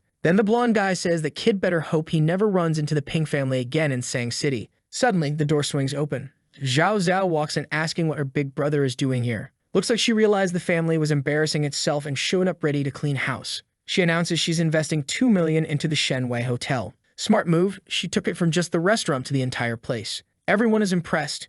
The young lady of the Ping family really doesn't let her family lose face. And clearly, she has more influence than that fool ever did. Then she tells the manager to clear everyone out. She has something to discuss with Mr. Wang. The room goes quiet. What does she have to talk about with that guy? Now everyone's wondering if Wang is some secretly filthy rich hare who's been hiding it his whole life. The protagonist is intrigued, thinking she seems interesting. The manager calls everyone out and she tells the blonde idiot to go back home. Their grandfather wants to speak with him. The room is silent. Nobody wants to make things worse. The guy bolts out the door, with his ex shouting after him to wait. She realizes she really messed up this time, but promises herself it won't happen again. She tells Wang he doesn't need to worry. But Zhao Zhao just tells the girl that if she wants to live peacefully in this city, she better stop messing with the Ping family. Then she storms out. The guy is left standing there humiliated, while the manager says he'll leave the two young people to talk and walks out. Now the girl starts moving closer to our boy. All right, time to get things started. Billions have already been spent. Time to climb up the rankings of China's biggest ballers. He's all flustered, saying, it's an honor to meet you. Damn, she looks like a titan looming over the giant table between them. And of course, she already knows he's the one living in the house next door. She mentions sending that gift, saying it was nothing. Our boy thanks her, saying he'll send her a gift in return, while she apologizes for what her brother did. She says the Ping family doesn't like using their power to hurt others. Her brother just loves embarrassing himself. She explains she only invested that amount into the hotel to keep the family name from getting dragged through the mud and stop people from gossiping. Then she swears never to cause trouble again, raises her glass, takes a sip, and says that with this, it's settled. The protagonist drinks too, apparently, and wants to know what exactly the Ping family wants with him. She replies that it's nothing serious. She just wanted everyone out of the room so they could be there alone. He's a bit confused, like, what do you want exactly? She says she doesn't want anything and tells him to eat, especially since the food was expensive. So the protagonist eats everything while wondering, what the hell is this girl thinking? Is she really satisfied just watching him eat? She's even stranger than he expected. Then he asks, seriously, Miss Ping, there's really nothing you need to discuss. She simply replies that they don't know each other well enough for her to have anything to settle with him, so of course not. He thinks that makes sense, but having her just stand there watching him eat feels uncomfortable. At that moment, Slime calls, saying she's finished her errands and asks where he is. He picks up excitedly, tells her he's on the second floor, and invites her to come. Then he goes to the door and says his friend just arrived. Slime walks in all cheerful, asking how dinner's going. But she looks confused seeing that there are only two people there. Wasn't this supposed to be a class reunion? Right then, Zhao Zhao seems to realize something, says she just remembered she has things to take care of, and says goodbye. The two of them are left a bit puzzled. She just left so suddenly. A bit later, Slime asks if Zhao Zhao was one of his classmates, and he says no. It's a long story. After he explains, she wants to know if he really spent 30 million just to eat a meal. And then Zhao Zhao came and dropped 2 billion. Rich people really do treat money like trash. He changes the subject and asks what the client said. Apparently, they closed a business deal for some merch and sponsorships with a company. She also says she hired people to write ad scripts. He praises her, saying it's a waste of talent for her to just be a streamer. That seems to hit a nerve. She remembers how everyone used to say her dress was too revealing. Wait, he thinks she's still wearing the same outfit as before. She puts a hand over her chest and says she's always wanted to work in this other area, just never had the chance, and that she's grateful to him. She gives a little speech while he says this is just the beginning. Then they make another toast to their successful partnership. I saw a comment online that sounds about right. That blonde girl earlier probably had her eye on marrying the protagonist so she could get the inheritance from her grandfather. But when she saw his friends, those badass livestream girls, she probably got discouraged. The next chapter starts with some guys checking out a supercar, a 3.8 six-cylinder beast. One of them tells the other he should buy one like that, but he laughs and says obviously he could never afford it. The guy leans against the car while all the girls are swooning over him, and he's standing there with that dog collar chain and looking smug. Then Miss Microshorts walks out of the company and says what a coincidence. He immediately asks if she needs some investments. He could put money into her company. And this guy is shredded seriously. Then he asks where she's going, offering her a ride. But she just says she has other things to do. He keeps pushing, saying they should go out to eat. She completely ignores him and keeps walking. The guy thinks it's weird. He's always been her top donor, and now she doesn't care at all. The problem is he bet his friends he'd get her this month. He even pulled his $3 million car out of the garage, apparently for nothing. And just then, the legend shows up, our boy on his little motorcycle, asking if that guy is her friend. She says yes. That mentally challenged dude with the horse tether chain is apparently a guy named Wenching. Our protagonist reaches out and says, "Nice to meet you, Brother Wen." But the guy just straight up ignores him. Our boy tells her, "Hop on the bike, girl," and she's already on the back seat. Later, cuck. The loser just stands there, completely confused how he lost to some guy on a little electric scooter while he's got a $3 million car right there. And apparently this guy is totally funded by his sugar mom, because as soon as he gets in the car, he's thinking about how the old lady finally went on a trip, so now they'll have a few peaceful days. Then he calls some brother Zhang to go out for dinner. Weird vibe there. Meanwhile, the city's traffic is a mess, but our boy just hops the sidewalk, practically ready to run over a dog. Bro, stay on the road. Drops a quick alleyway photo transition. Boom, we're at the restaurant. And oh my god, this food looks terrible. Straight up looks like they grabbed a random Google Images photo and slapped it in. This is rough. Slime says the best part is sucking the head. The protagonist nods and says she clearly knows what she's doing, and they make a toast. But then the door opens, and damn, look who it is. Isn't that the same one he humiliated earlier? And right away she turns and says they should go to a different restaurant. But the guy says no, he likes this place, so this is where they're staying. As soon as he walks in, he sees the head sucker sitting across from our guy. And oh, he's pissed that she chose to meet this loser instead. He immediately pulls the other girl into his arms and drags her off to the side. He's about to prove what it means to be her real #1 fan and show her exactly what she missed out on. I'm trying to remember who this redhead even is. If I'm not mistaken, she's the one who used to work with her back at the company before Gaowen left, right? The jealous one. Yeah, this is the same one our boy humiliated at the nightclub way back at the start, remember?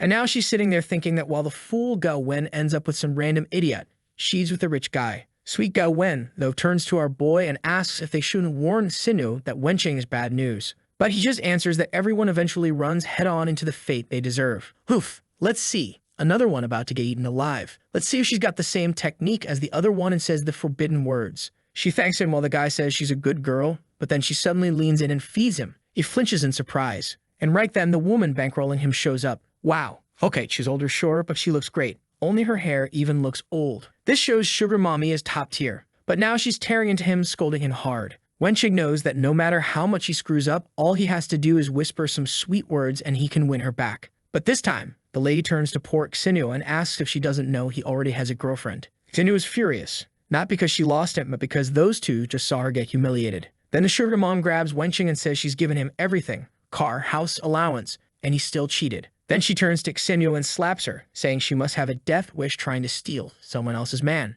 Wenching immediately drops to his knees and clings to her, saying he's an innocent man. Xinu is seductive and cruel. She used every trick to try to steal him away. Poor Xinu is just standing there completely stunned at what he's saying. The sugar mom asks if he's telling the truth, and he says yes. Yes, he's always loved her more. And here it comes, the classic. If you love me, prove it. Didn't even need to finish. He gets slapped across the face again. Xinu starts to ask if Wenching has lost his mind, but he yells at her, saying to stop buying him meals just to seduce him, trying to get him drunk so she can drag him to bed. Xinu protests that he's lying while the protagonist just sits there with his eyes closed, calmly watching. Gaowen thinks he's being an idiot. Wenching saying stuff like that when he's the one in the wrong. The protagonist grabs a plate of food, which at least doesn't look as bad anymore, walks right up to Wenching and asks, "What's your problem?" Then bam, smashes it right in the guy's face, telling him to go to hell.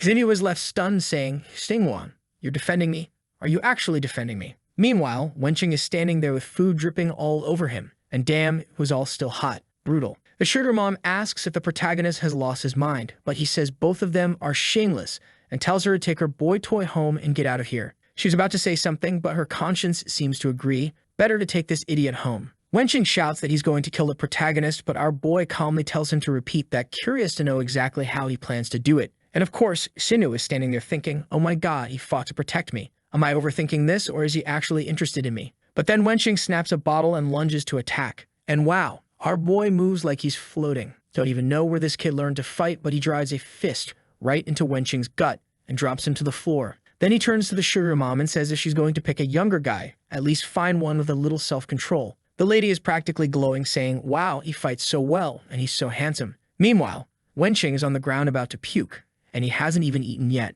Xinyu comes over thanking him, but the protagonist tells her he just doesn't like public humiliation like this. She keeps blushing more and more while Wenching is whispering to Linlin, telling her to find someone to get rid of that brat. But the sugar mom seems done with him, saying the kid is right, even a dog would have been better than him. Then she turns to our boy and says, give me your number. Not sure if he gave it to her, but when he's heading out, Xinyu comes running after him, tall and flustered, saying, you saved me today. How about we go out to eat sometime, my treat? But the protagonist just says, no thanks, sweetheart. She keeps clinging to him, insisting she really wants to apologize. But he tells her to calm down. He wasn't saving her for her sake. He just didn't want to watch that kind of scene play out in public. Besides, he and Gao Wen have to get back to the company to work, so goodbye. Xinyu is left wondering how she could have been so blind, thinking she's just thrown away a 1 in a million man. Maybe she still has a chance.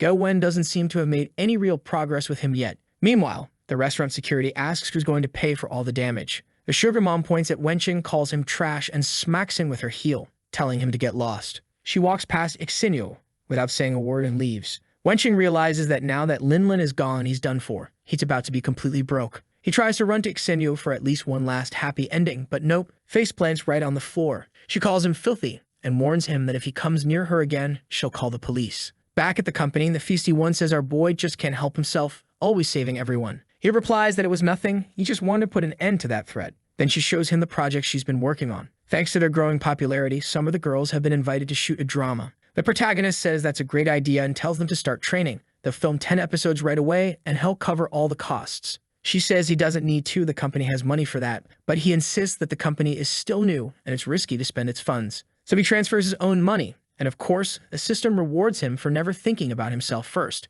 Before Gao Wen can even react, he puts a hand on her shoulder and says he has to check on the house renovations, so they'll talk later. Back on the bike, they pull up and he notices the weather feels nice. Well, not that nice because the loser couple is standing right out front. That future cuck is about to get humiliated. I wonder if Yu Liu is eventually going to catch feelings for our boy. And just as I'm thinking that, bam, she gets slapped across the face, hits the ground, and is left abandoned on the street. Maybe she will, especially when some Chad strolls up and, hey babe, don't cry. The night's still young, come with me. Just kidding. He doesn't say any of that. He just offers her a handkerchief while she thanks him, asking if he came just to laugh at her. He says no, she's overthinking it. He lives right across the street. He was just heading home. And now she's curious. The house is yours? Let's just say yes. Now she's thinking what the hell happened in the 2 years since he left school. He went up against the Pings, bought this house. Something's off here. But she's an actress, so she asks if he's angry at her. The boy steps closer, saying he's not angry. And he realizes this conversation is starting to get dangerous.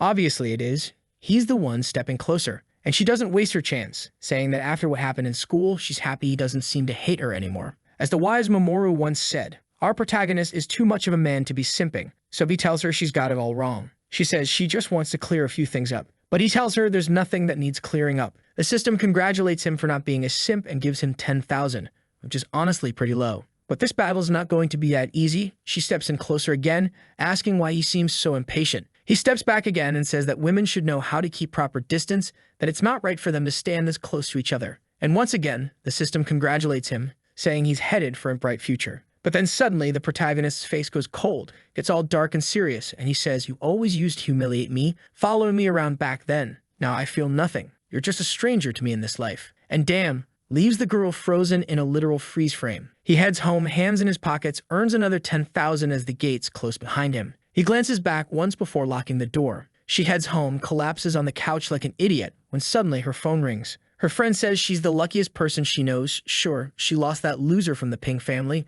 but apparently the other guy who used to follow her around has way more money now. Her friend tells her to message him quickly and says, there's this streamer stuff going on. This guy has donated billions in rockets. As soon as she finds out it's Skinwang again, she just drops the phone thinking about how stupid she was to throw away someone who had given her a life of pure luxury. But after panicking for a second, she quickly regains her composure and gets motivated, saying she doesn't lose in looks to any celebrity. Besides, it's even easier for a woman to chase after a man. She's confident she can make him fall for her. Meanwhile, back home, our boy looks at himself and realizes he's skinny as hell. Time to bulk up. He jumps online and looks into hiring a personal trainer. But suddenly, the system pops up and says, a girl is feeling deep regret toward you. Seems like an evolution is about to trigger. It's the classic 90% meter, but in this case, he needs to make her feel 90% regret. If he does, he'll get 5 points to spend on strength, intelligence, or charm. Xinyu is currently at 50% and Mangacaped, who I think is Rain Yulio. Though the name doesn't match at all, is at 80. Current stats, height 1.78, strength 25, intelligence 45,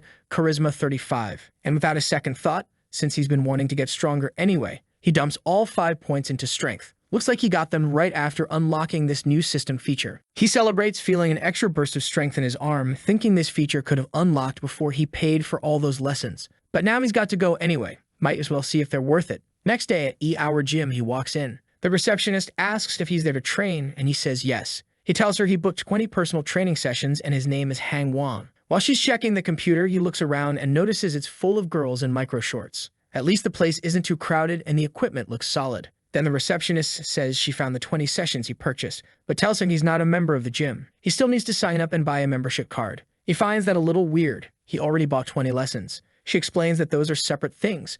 He still needs a monthly plan. The protagonist just thinks this scammer really has a profitable business model going. She asks if he's decided and he says he wants to cancel all his lessons. The receptionist looks confused, saying that doesn't make sense. But he replies that he paid 80,000 yuan for those sessions, so it makes no sense that he wouldn't get a free membership included. She refuses, but he says he's already decided. Just process the refund because he's leaving. The receptionist tells him to wait and says she's going to call the boss, who I'm already picturing as some jacked gym rat in micro outfits. Meanwhile, the protagonist is thinking he might be dumb sometimes, but he's no fool. He'll spend 100 million if it's worth it, but he won't spend a single dollar if it isn't. Damn artist, you missed the chance to draw a ripped, fiery-haired gym goddess here. But with faith in God, a fit girl is gonna show up. I'm sure we wouldn't be at the gym in a class like this for no girl to show up. The guy recognizes the protagonist, who also recognizes him as Wang Taran. He tells the receptionist to get back to work.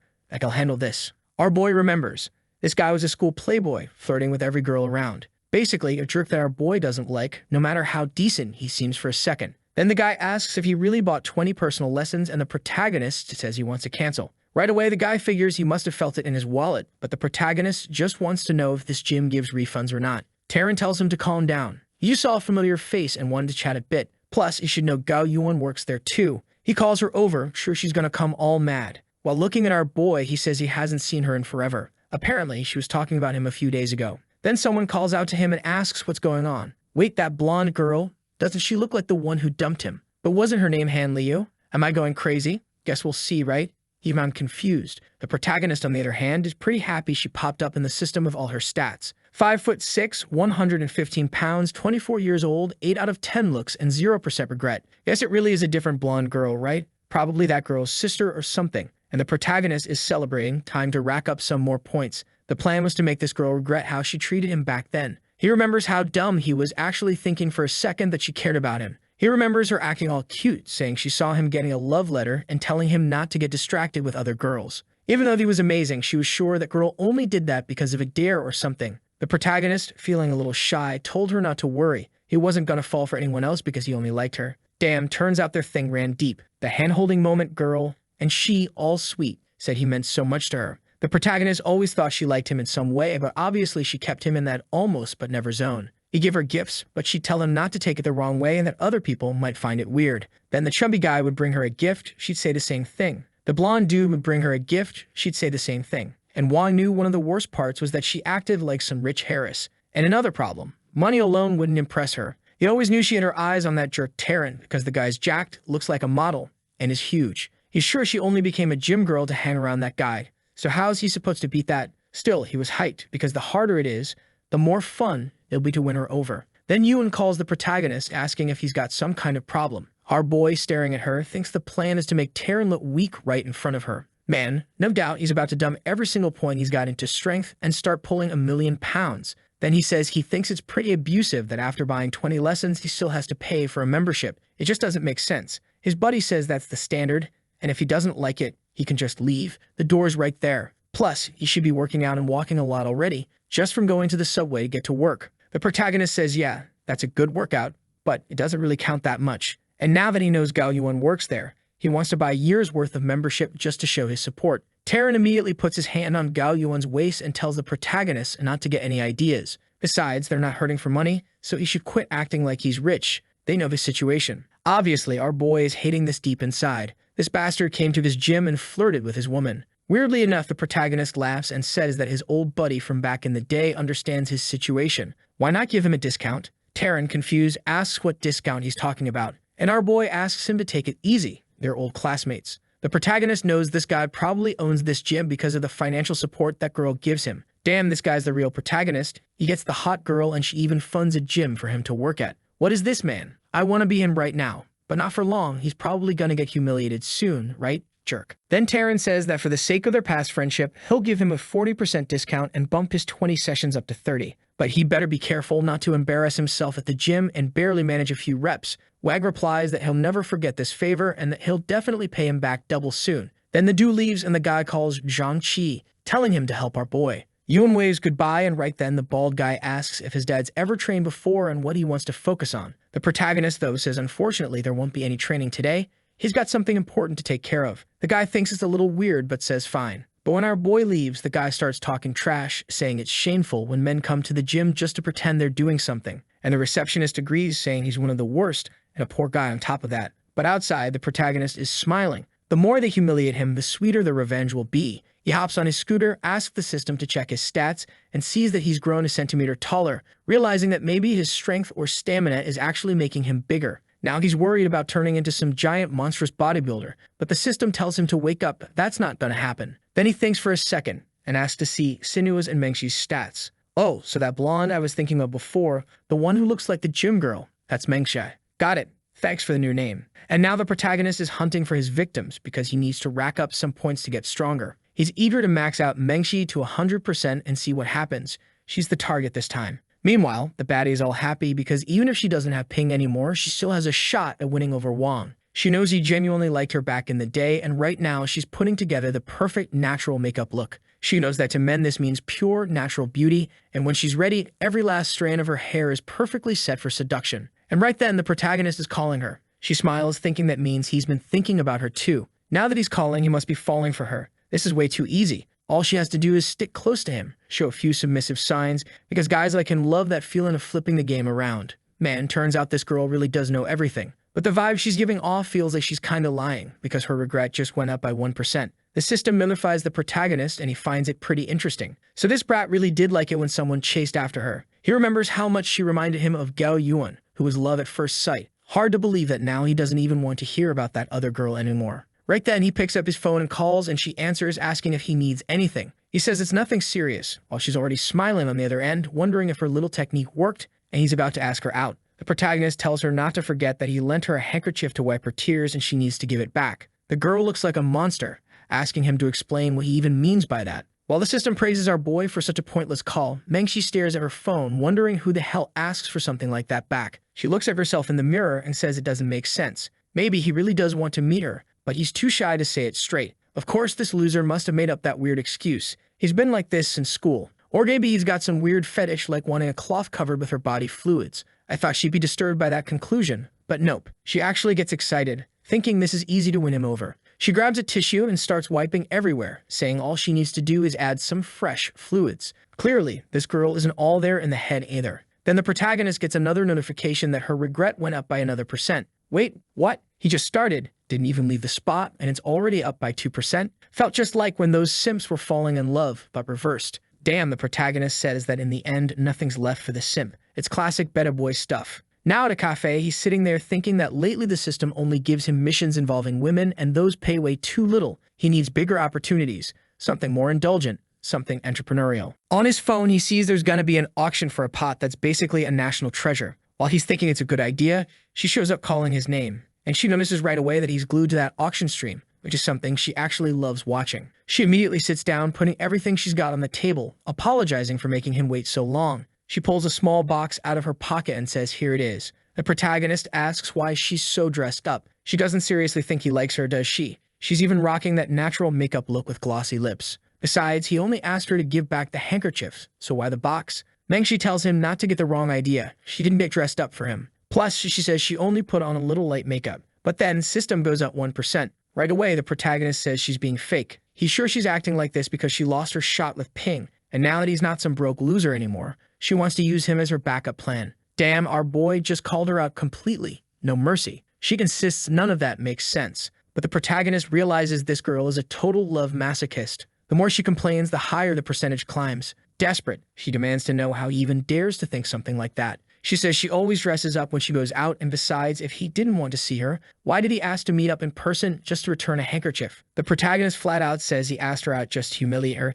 He wanted to see her face crumble when her expectations were crushed. The same way she crushed him in the past when she called him poor and ditched him. Suddenly, she runs off saying he went too far while the system keeps going 1%, 1%, 1%. The protagonist smiles, thinking she might look like a goddess, but once the mask comes off, she's nothing. And he remembers her telling a friend that it's easy to get homework from that idiot. Just flash him a smile. But someone like him wasn't even worthy of carrying her shoes. The protagonist, though, thinks this is just the tip of the iceberg. He went through way worse than that. But the system was already sitting at 99.9%, and he gets 5 more points. The system suggests putting them into intelligence. What a dumb kid. But he dumps them all into stamina again. Once more, he feels that weird surge of power. It's like all of a sudden he can run 10 kilometers without stopping and burn off any fat without getting tired. Now it's time to go after Xinyu, since Mengshi's already shaken up and he can't farm points off her effectively anymore. Next day, our boy shows up for his first official workout. Look at him hitting the bench press, asking them to load up more weight. The trainer says, "Kid, listen, you're just starting out here at the gym. We focus on progression. You're gonna hurt yourself."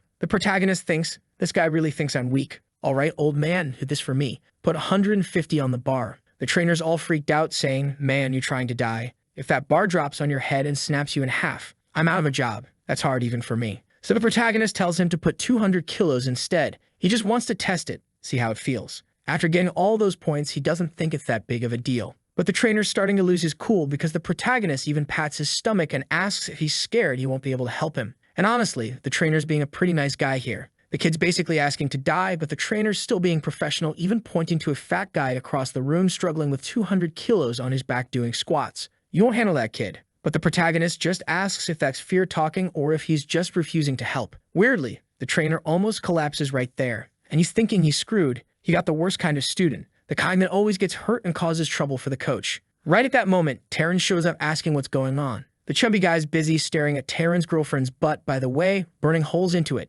That girl's going home skinnier today. Zhang Enshi says, "Boss, I told this idiot to start with lightweight to build up gradually, but he wants to throw on 200 kilos right away." Yo Yuan tells the kid to calm down. He's just getting started, and the trainer's just trying to keep him from getting hurt. But the protagonist says he wants to make a bet. If he can lift this, they have to refund everything he paid. And if he can't, he'll buy 100 more lessons from good old John Chai. The trainer thinks that makes no sense. He heard this kid didn't even want to pay the membership fee. But the protagonist says he'll pay the 100 lessons up front, just refund them afterward if he wins. Meanwhile, Gao Yuan thinks the kid's being naive. With that skinny frame, he really thinks he's gonna win, so she suggests lowering the stakes. How about trying 100 kilos first? But the protagonist ignores her and asks if Zhangqi's in or not. Zhangqi agrees, saying if the kid's that eager to embarrass himself, fine. And honestly, this trainer's still being a good dude. He tells him, "All right, let's start like this. First, just try lifting the bar out of the rack so you don't die. Don't toss it over your neck, you'll kill yourself." But deep down, the guy's thinking this broke brat really believes he's gonna lift that much.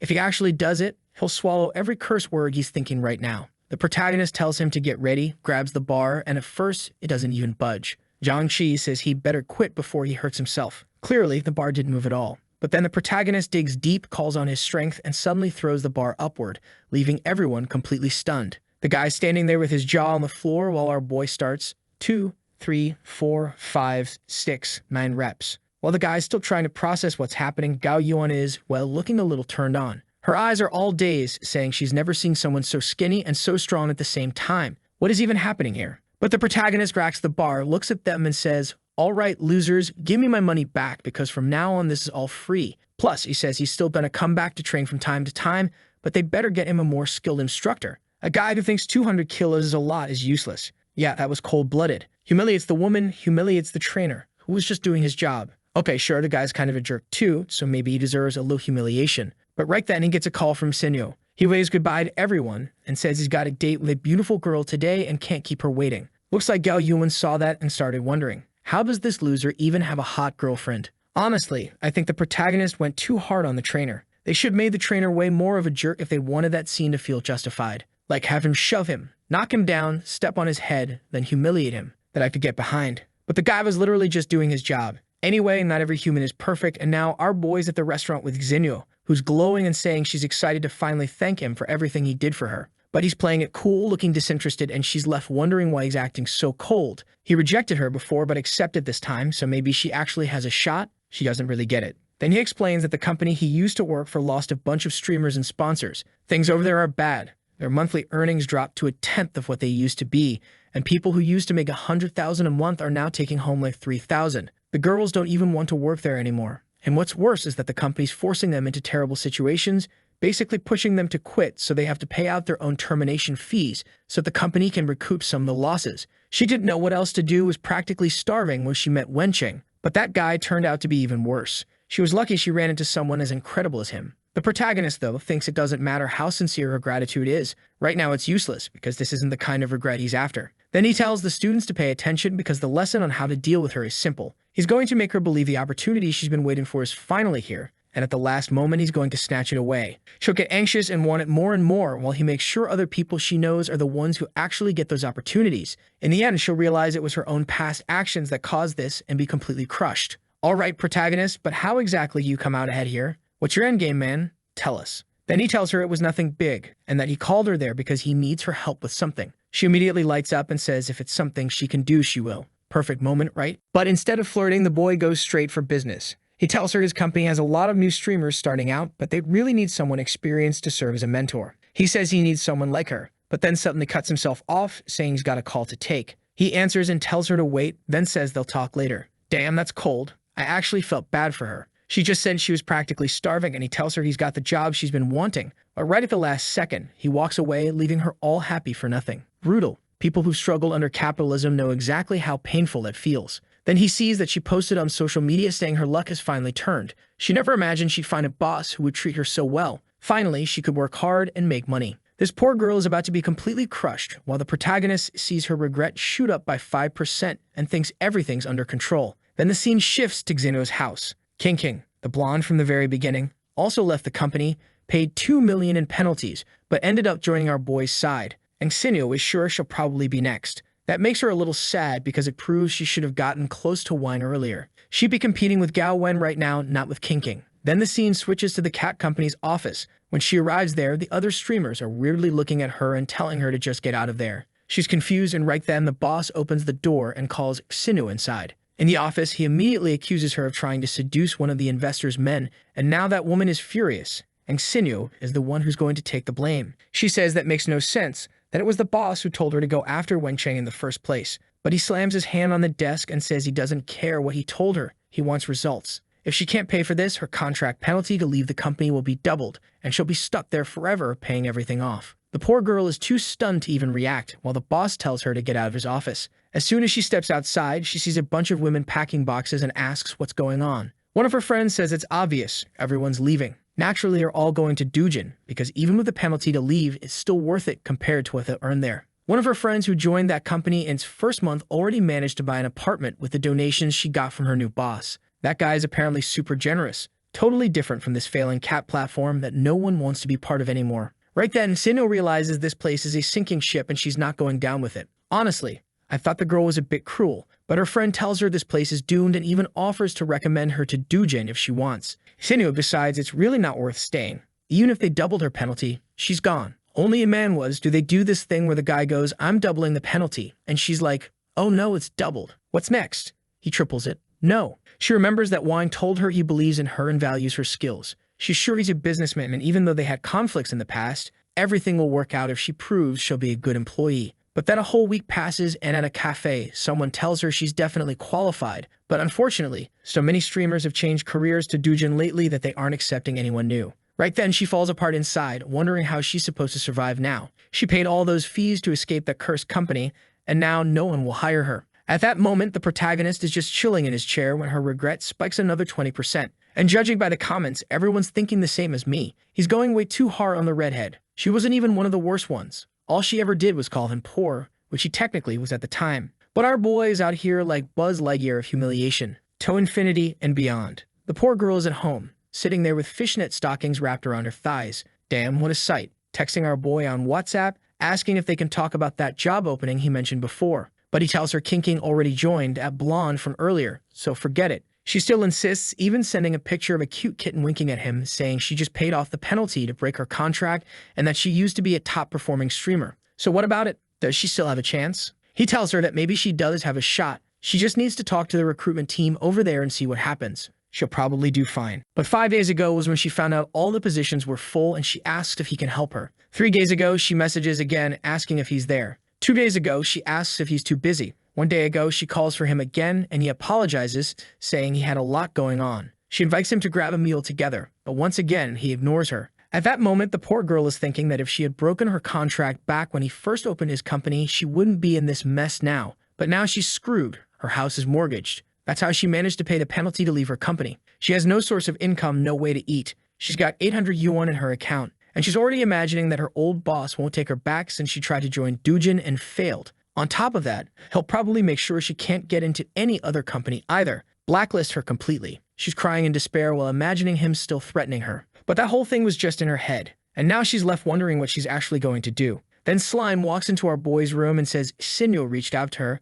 Looks like she wants to talk to him. Even though she knows all the trouble Sinyo caused, she admits the girl really is talented. Wang says fine, since Slime is vouching for her, they can meet once. Back at the cafe, we're there again. The protagonist sees that after everything she's been through, she's completely defeated. She's got no fight left in her. She's broken, admitting that she used to be arrogant, thinking she was better than everyone else, and even believed that the protagonist would turn her into a streaming star. Now she realizes she's nothing special and nobody, not even the Mio group, wants her. She says she wanted to join Doujin, didn't even want a big salary. 10,000 a month would have been enough just to not starve. Poor girl. Somebody save her. Then Blondie raises his hand and she's confused. He tells her not to sell herself so cheap. Even though they don't need more streamers, he knows how talented she is because they worked together before. He says he wouldn't take advantage of a girl and kick her when she's down like this. And as old colleagues, he can help her get into Doujin. The only problem is that the best spots are obviously already taken, so she'll have to start as a B-rank streamer. If she achieves enough milestones, she can level up. The girl is so beaten down that she celebrates, saying B rank is fine, perfect, even. She agrees right away. He tells her to send her resume again,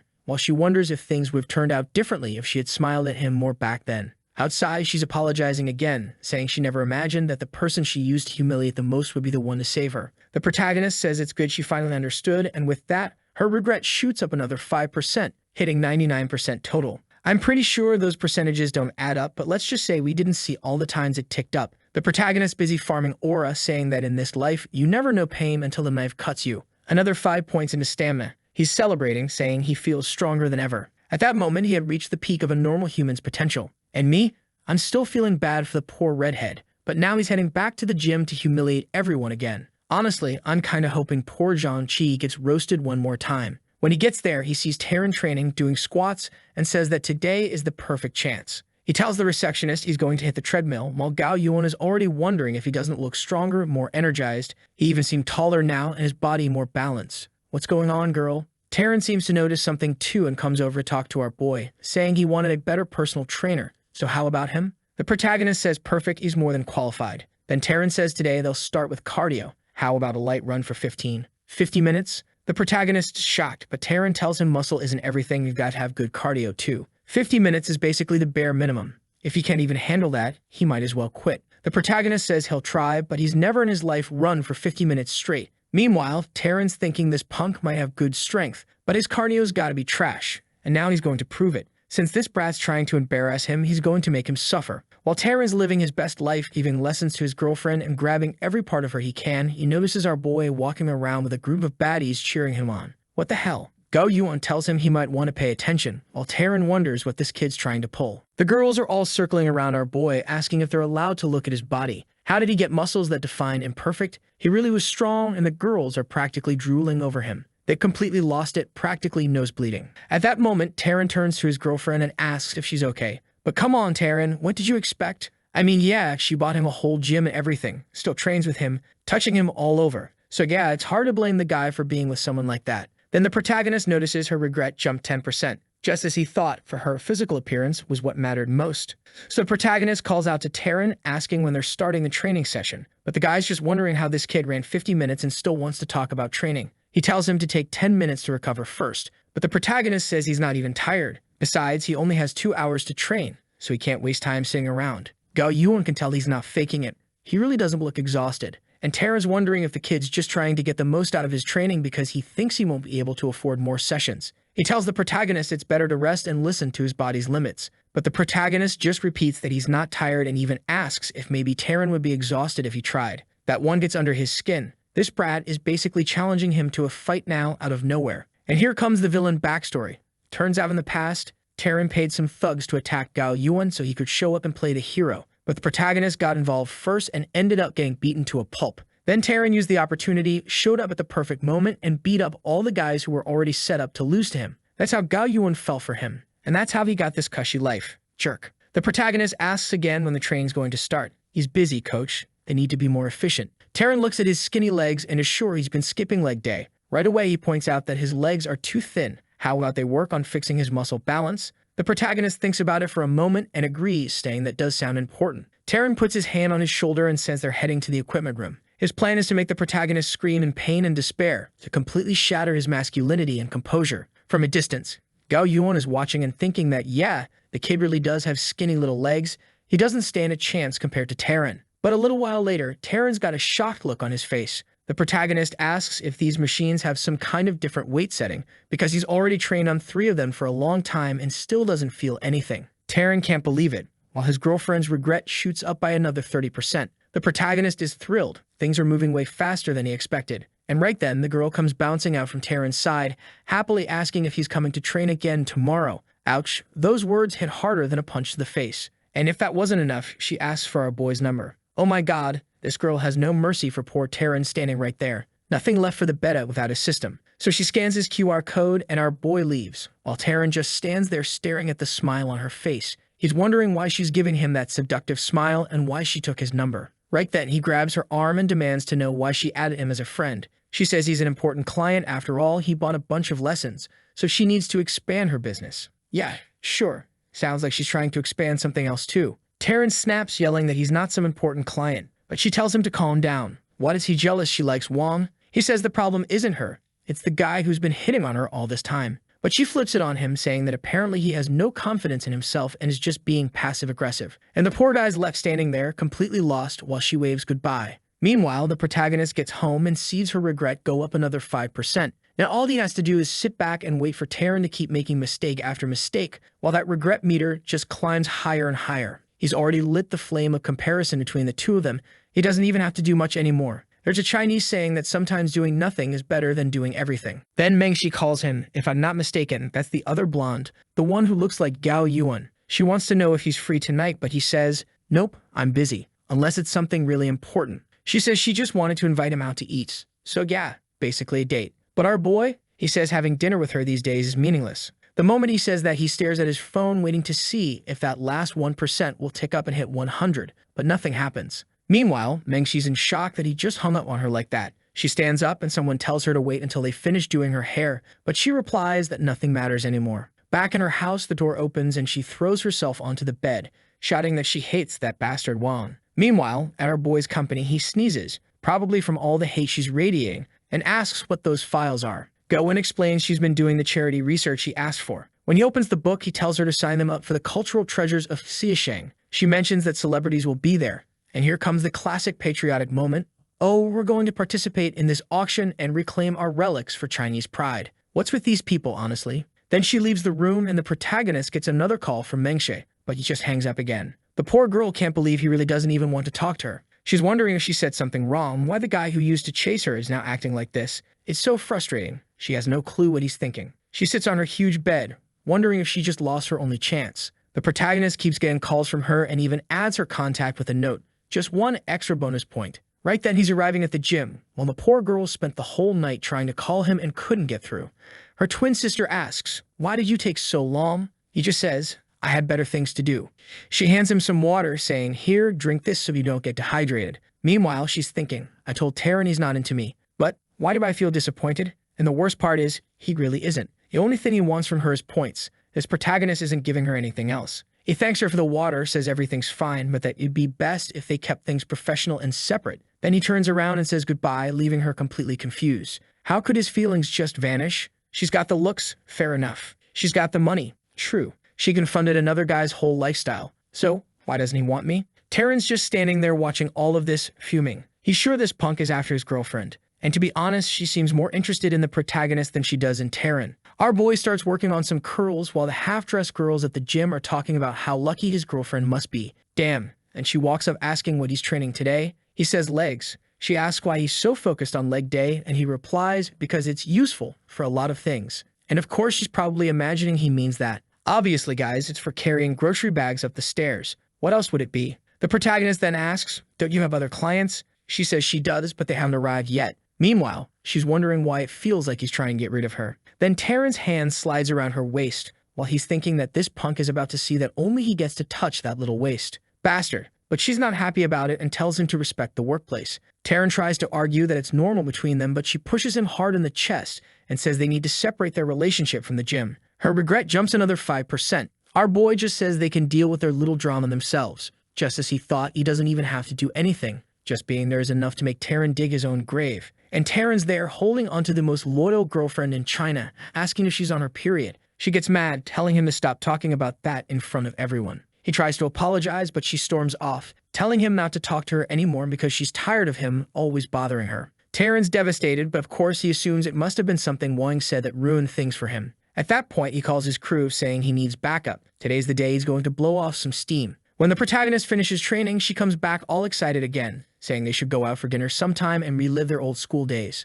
Wang wonders whether he should turn her down or not. Maybe it wouldn't be so bad to have dinner with his old goddess. She sees his hesitation and says that if that's the case, she'll take a quick shower and get ready. Right away, she turns around thinking that this fool must be going crazy inside, no matter how calm he's acting. She leaves humming to herself while the protagonist is actually impressed. She's inviting him out, so why isn't her regret going up? She's definitely a tougher opponent than the others. Meanwhile, Taryn is swearing to himself that tonight he's going to prove he's the real man here. Then she comes back out dressed, and good lord, that outfit is terrible. Girl, just stick to the gym clothes, you looked better before. As the two of them are walking out the door, my god, Taryn's life really isn't easy. Look at the situation he's putting himself in. Get out of there, man. This gym is not worth your dignity. But of course he's calling his friends to give the two of them a good lesson. Just as he's about to get into the car, suddenly the door shuts and some thug walks up asking what he's doing there. The protagonist looks a little confused and Gao Yuan asks what they're doing there in the first place. The guy asks if that's her car. She says yes. Then the guy says, well, too bad because I was about to park my car right there. She tells him that makes no sense. It's a public space and she doesn't care what he wanted. But Juan already figures it out. These guys are here looking to pick a fight no matter what. Right then the guy grabs her arm saying she has to compensate him for the day he couldn't park in that spot. Great argument. Then someone tells him to let go of the girl. The thug asks if he's going to play the hero and our boy says yes. The three of them close in, warning him to be careful or he's leaving with a broken leg. Innocent little Go Yuan is about to call Taryn, but the protagonist tells her there's no need. Besides, it's already too late. The thugs smirk, saying he's quick on the uptake. Just get on his knees, beg them to let the little one go, and they'll forget it ever happened. Better watch yourselves, guys. Someone's about to get canceled. Wang just says he thinks it's too late for that. They'd better run. He throws the first punch, completely twisting the first guy's face, then kicks the second one straight in the jaw, while Gao Yuan is standing there practically melting. In seconds, they're all lying on the ground, beaten, and with their asses in the air. Wang asks if the last one wants to go to the hospital too. The guy says there's no need, he'll take everyone himself. Right then, Miss Loyalty asks if he's been training. How is he so strong? He just says it's nothing. They should go grab dinner. But in the car, she can't stop thinking about how cool he looked. Boom. Another 20% regret. The protagonist thinks to himself that Taryn's girlfriend is really going to help him hit 100% fast. Scene changed to a fancy upscale restaurant, one of the best in the city. The waiter brings champagne and serves it to the couple. Miss Loyalty raises her glass, saying this toast is for him, and downs the drink. She's smiling, saying she heard he got a job in the city. Was it going well? He replies that, to be honest, he's been unemployed for a few months. Surprised, she says he doesn't seem desperate at all. Plus, he's spending time at the gym, so how does he have money? The protagonist says he left his last job voluntarily. It wasn't worth it to be bossed around like that. He figures that to get even more regret out of her, he has to act like a man who isn't afraid to lose composure. She says it's amazing how honest he is, since most people would hide something like that. He replies that life has to be lived one day at a time. Besides, going to the gym allowed him to run into her again, so it was worth it. She starts twirling her hair, saying that back in school he was always so cold. Then out of nowhere, she says that was just an act, because for 4 whole years in school he really liked her. Such a beautiful memory of youth. The protagonist says this is the understanding admirer technique, and it's going to work. Let's see. Obviously it's going to work. It's the protagonist after all. She seems a bit confused by what he said, but he tells her not to worry. It's all in the past. All he wants now is for her and Taran to live a long, happy life together. She turns to him angrily, saying that's impossible. Plus, they're not even married. It's just a fling. The protagonist says they should enjoy the meal, and a little while later, he excuses himself to go to the bathroom. As soon as he leaves, she gets a call from Taran. He wants to know where his baby is, and she casually says it's obvious. She's having dinner with Sing-Wan. Damn, poor guy's stuck at the gym. There's really nothing left for that poor gym rat. He's sitting there wondering if she's really ignoring him because of that guy. She tells him to stop overthinking and trying to imply things. There's nothing going on between them. He says he already knows that he trusts her completely. Then she says she hasn't even finished eating yet. They'll talk later, and hangs up. Our boy heads to the cashier to pay the bill, and boom, another 10% regret gained courtesy of Taran. Gao Yuan starts thinking that he's being way too possessive. And what did he mean by is she okay? Of course she's okay. It's not like she was attacked. But apparently just by asking if she was okay, she already assumed it was some kind of setup on his part. Damn, this is straight up Death Note levels of deduction. When the protagonist comes back, he sees her phone sitting on the table and knows she must have gotten a call. Once again, someone unintentionally helped him out. He comments that she looks a little down and asks if she wants to head back soon to get some rest. Apparently, he calls her Yuan, and that alone gives him another 2%. Then he says they should head out, that he'll walk her home and grab a taxi after. Genius move. The protagonist says this is the time to act like a gentleman and know where to draw the line. Oh, come on, going to her house while saying you know where to stop? I know exactly where that's headed. But she accepts, saying that since he's going through the trouble, she can't refuse. Our boy's looking right at us like, is this where I finally hit 99%? Okay, now we're at her place. She invites him in for a glass of wine. But our boy says it's better not. Taran would definitely take this the wrong way. Plus, they'll see each other soon enough at the gym anyway. So goodbye, he's heading home. The protagonist says this is what it means to be a Sigma male. Oh please, that's cringe. But she's not letting him leave so easily. She tells him to wait and mentions that the gym seems like it wants to branch out into streaming too. She heard he's involved with that. He's a bit confused, but she asks him, please, to teach her, help her get started. Our boy agrees, saying he'll introduce her to the person who handles that part of the company since he's way too tired right now. He calls a taxi, says goodbye girl, and leaves. She's left there, stunned that he refused the wine, and then refused to help her too. But it was all worth it, because he's now at 99% and gets another 5 points. Just for refusing the goddess's invitation, he earns a whole pile of extra coins. This is the legendary Eternal Virgin system. Do nothing, farm points. The protagonist remembers back in school when he was just some awkward loser and she humiliated him. But now the tables have completely turned. The taxi stops in front of the hotel, and he says it's time to cash in on the Mengji situation. He's left her hanging for a few days, and now it's time to throw out the net and reel her in. Looks like he dumped 5 points into charm. Damn, he's really going all in. And there she is, right next to him, asking what he's doing there. She's already blushing, and just one look from him has her taking a deep breath, wondering why he looks so attractive even dressed so casually. She can't understand why her heart's pounding so hard, while the protagonist asks what exactly she wanted from him. She's flustered, not sure why he's pushing this so much, and he explains that he hasn't been answering her the last few days and was kind of rude, so he wanted to say it to her face. She starts thinking that finally he's remembered his feelings for her. Then she says she made some homemade fermented rice and asks if he wants to talk over it. He asks if it tastes good, and she says he'll have to try it to find out. He agrees, but says it'll have to be quick since he has other things to take care of. Now we're in the kitchen. The rice is still cooking, and the protagonist's standing there, bored out of his mind. Meanwhile, she's loving every second of being watched like this. She's practically drooling. Girl, get a grip. The protagonist is a little freaked out, thinking she's acting strange. Then she sets the plate down and says if he wants more sugar. It's right there on the table. He thanks her, saying she's being very considerate, and that he'd like to see more of this side of her. But she just keeps staring at him, then says he never replies to her messages or calls her. So how was she supposed to act any different? The protagonist replies that she always ignored him, so he figured if she didn't like talking to him, it was better for them not to talk much at all. Our boy is eager, wanting to maximize her regret. Then she pulls up a chair, sits right next to him, admits she was immature, and asks if they can be friends, while dropping that bombshell right in the middle of the room. But the protagonist says everyone needs to stay calm. Moments like these are when you can't lose your composure. Damn. He tells her she's sitting too close, and if they're going to be friends, they need to keep some distance. But as he says that, he takes a bite and winks, telling her it's delicious. The poor girl's a mess, tearing up, blushing bright red, practically sweating blood. He asks what's wrong. She turns to him, calling him stubborn. The protagonist keeps eating but admits he's confused. No matter what he does, she never smiles, always looks upset. He gets ready to leave, figuring he's just making her angrier and she won't sleep well tonight, but he still thanks her for her hospitality. That's where she grabs his arm and says she thought he understood what she wanted. She's sitting there with her eyes shut while he tries to figure out what she means. And since our boy isn't making a move, she takes charge, grabs his arm, slams the door, throws him onto the bed, and goes for it. Finally, the artist gets to display 101% of his talent. The protagonist just standing there thinking, Mengshe,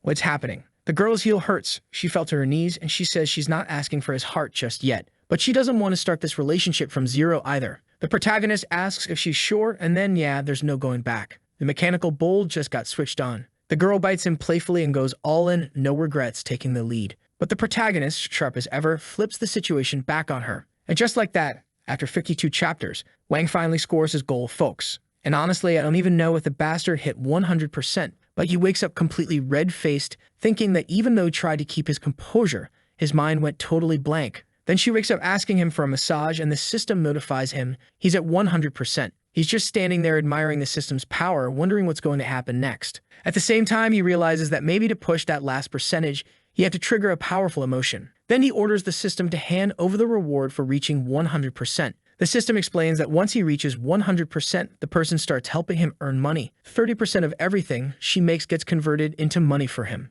But since the protagonist is already loaded, he's not all that excited, though he starts wondering, what if it was with someone way richer? The system just tells him he's being arrogant. He just got his first conquest, and he's already thinking of making a list. Then he gently pats her head and says he'll be back later, and she agrees that's fine. With that, he says goodbye, thinking to himself that it really was a productive night. Now that she's basically part of his staff, he's got to make sure she works hard. Back at the company, he greets everyone good morning, and all the girls are buzzing, saying it looks like another company wants to start a full-blown fight. Slime's standing right there, saying she's the target, while the girl next to her is restless, swaying her hips side to side. Now that he knows pushing that last 1% requires something big, he remembers that the most important thing to this girl is her status in the streaming world. So he says that Gaowen is retired now. She only manages things. That's why Ximyo will be the one to go into this PK battle against Lu Shui. The plan, obviously, is to give her a bit of a promotion and somehow make that last 1% move. Ximyo seems a bit hesitant. She's only a B rank in the company. Will this even work?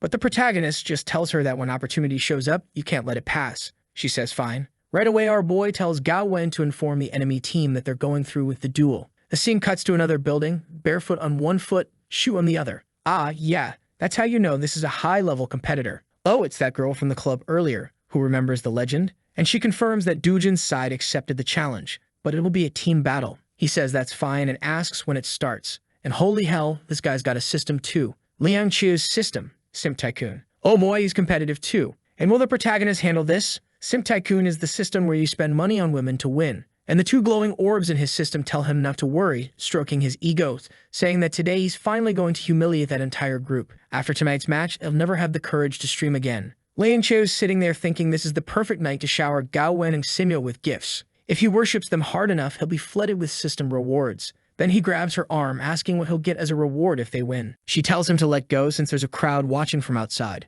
But he says he worked hard to win her over and wants the whole world to know it. He thinks to himself that thanks to her and the system, he managed to double his money. Really, just double? That's all he got? Poor guy, our protagonist's system is on another level. It's already added this guy's girl to the regret list. But this time, he's nervous. He doesn't even really know who this girl is. How's he supposed to win this one? And he's pissed because most of the women the system chooses aren't even the ones he personally likes. What is his type, anyway? While he's talking to the system, Sinyo suddenly walks in and asks if they can have a word. He says sure, and she awkwardly thanks him for giving her the chance to prove her worth. She promises to use all her skills and won't rely on anyone else. The protagonist is impressed. He didn't expect that much determination from her. But then he asks if she's thought about what happens if she loses. Obviously, his plan is to make her anxious, coming at her from a different angle. Poor girl, she suffered the most already, and she's about to suffer even more. He's thinking that now that he's figured out how the 100% mechanic works, he wants to have several women log in the system so he can just lie back while the money rolls in.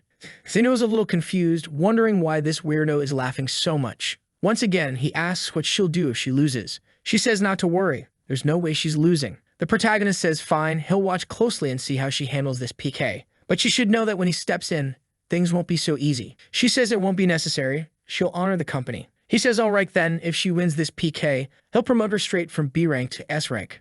She gets fired up, saying he can count on her. But poor thing, she's about to get destroyed by Liang Chio's system, and at the very last second, the protagonist will clutch it and steal the win. At that moment, over in the other company's control room, Liang Chio's system pings. His simp tycoon has just activated on Mengshi. He has no idea who this woman is, and worse, if he doesn't get her number, he'll lose 5 favorability points with the other girl. He starts to suspect that this girl might be connected to that Xingwang somehow, maybe one of the women in his inner circle. Right away, he calls Guju and orders him to dig up everything on Mengshi's background. He even offers 15,000 extra for speed, then thanks him for the quick turnaround. Meanwhile, the protagonist is sitting there imagining the future days where he'll just sit back, doing nothing, earning money from all these women. Throughout the day, people keep talking about him, and from time to time, an extra 200 yuan pops up, probably from her working and feeding him income. Suddenly, he gets a call. Someone's inviting him to dinner. It's Mengshi, the bold one. He's about to say he's busy, but hesitates. After all, he finally hit 100%, and now ignoring her completely would almost feel too cruel. So he replies that he won't be going to her house, but they can go out somewhere to change the scenery. He invites her to a restaurant at Shangxin Tower,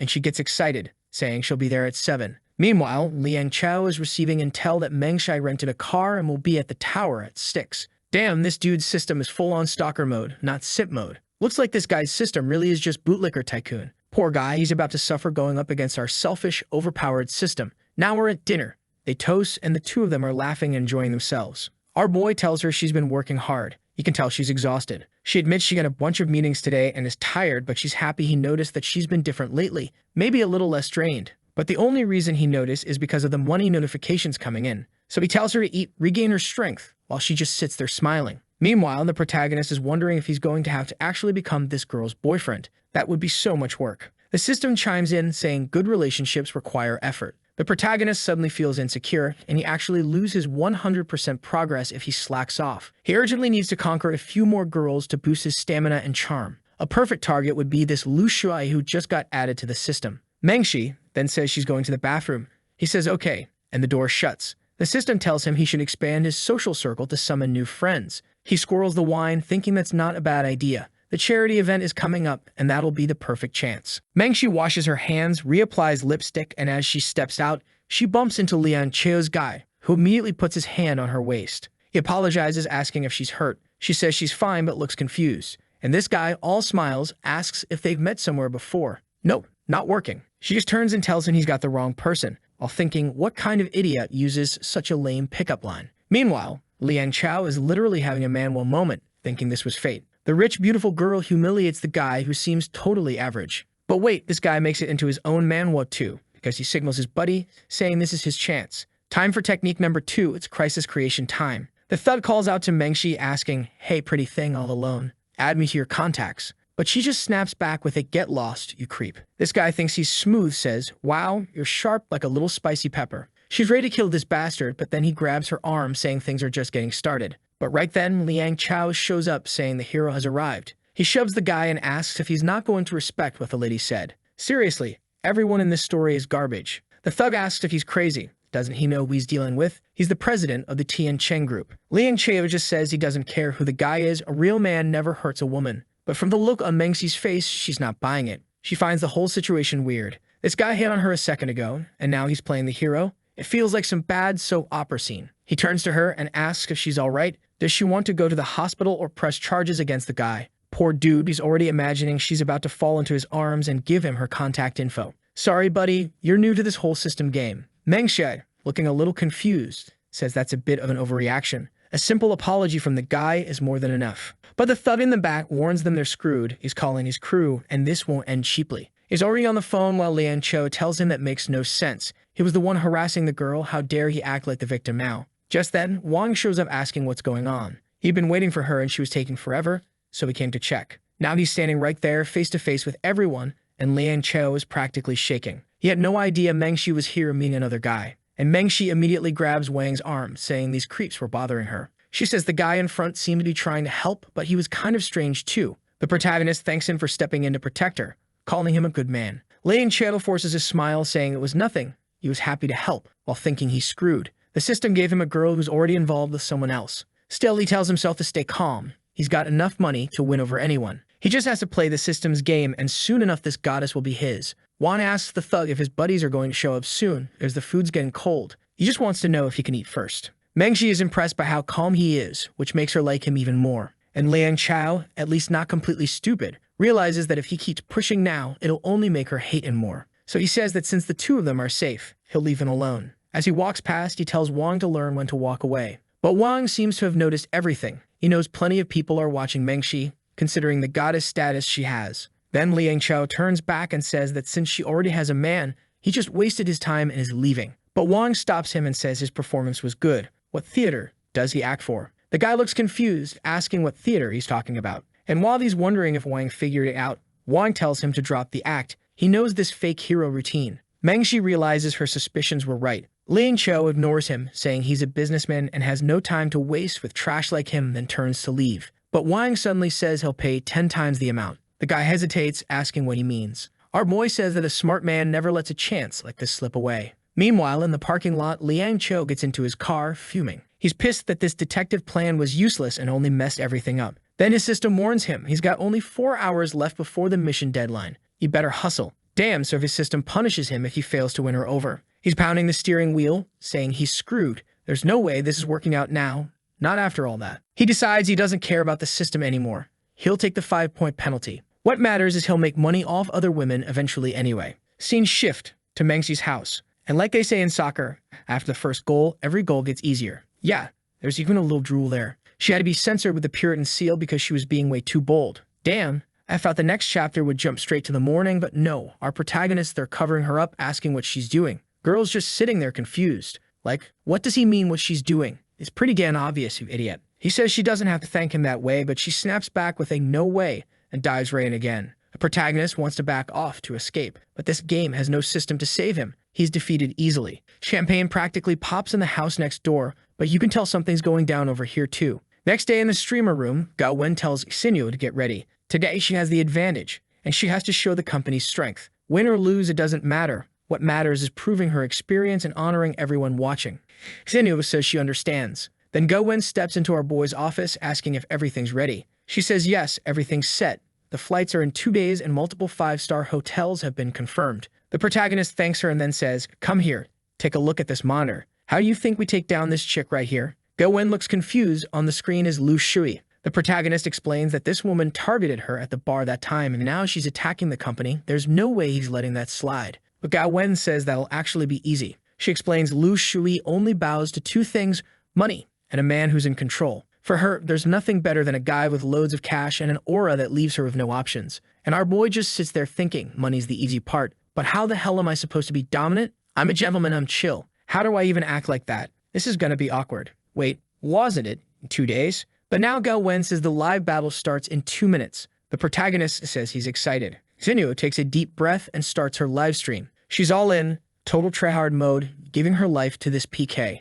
She greets everyone, saying they must all be excited for this epic showdown. She throws her elbow in the air and donations are already flooding in. Someone just dropped $1 million. You can tell what these guys like. Meanwhile, at the other company, Lu Shui senses that Boss Liang's acting a little weird today. She turns on her stream too, immediately telling her viewers that tonight's live will be full of surprises. The protagonist sees this and thinks, alright, tonight I'm really going to show what I can do. Then boom, the fireworks start raining down on Lu Shui. Our boy decides to pace himself, taking it slow. Lu Shui is confused. Wasn't it supposed to be Boss Liang throwing all the rockets? Something feels off. Everyone in the chat is amazed. No wonder she's so famous. She always attracts the richest whales. Is she Slime's descendant or something? An artist for real? Can we switch up the brush here? That sweat is looking weirdly thick. Lu Shui thanks everyone, wondering if this new supporter is one of the top-tier backers. She plays some music, launching into this heartfelt bit about finding a cure for cancer, ending world hunger, and developing technology to impress humanity. And while she's talking about saving the world, the rocket spam keeps raining down,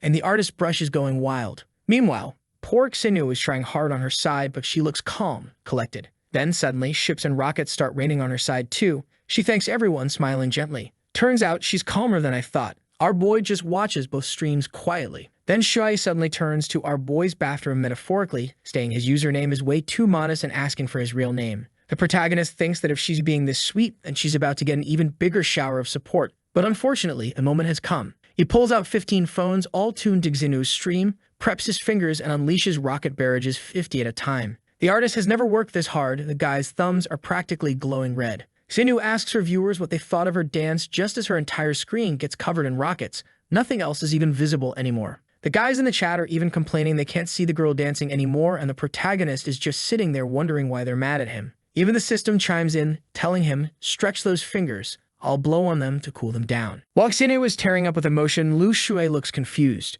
She grabs her phone and sees that the broke guy must have either deleted her contact or wiped his profile. Something happened because she can't message him anymore. She tells the stream to hang on. She'll be back in 2 minutes with a new outfit. She storms past the boss's office, furious, wondering why Lang isn't spending today. And he's just sitting there, phone in hand, wondering how anyone can possibly spend that much money on this. Poor guy. His system's getting crushed. Then Lu Shui bursts in, demanding to know why he's not doing anything. He hesitates, and she snaps at him to spend more money and humiliate those guides like he always does. But his hesitation costs him. He loses 50 favorability points instantly, and now he's panicking. Because if her affection is what lets him make money, he's screwed. He explains that he's been spending like crazy, but whoever's on the other side is way too fast with their donations.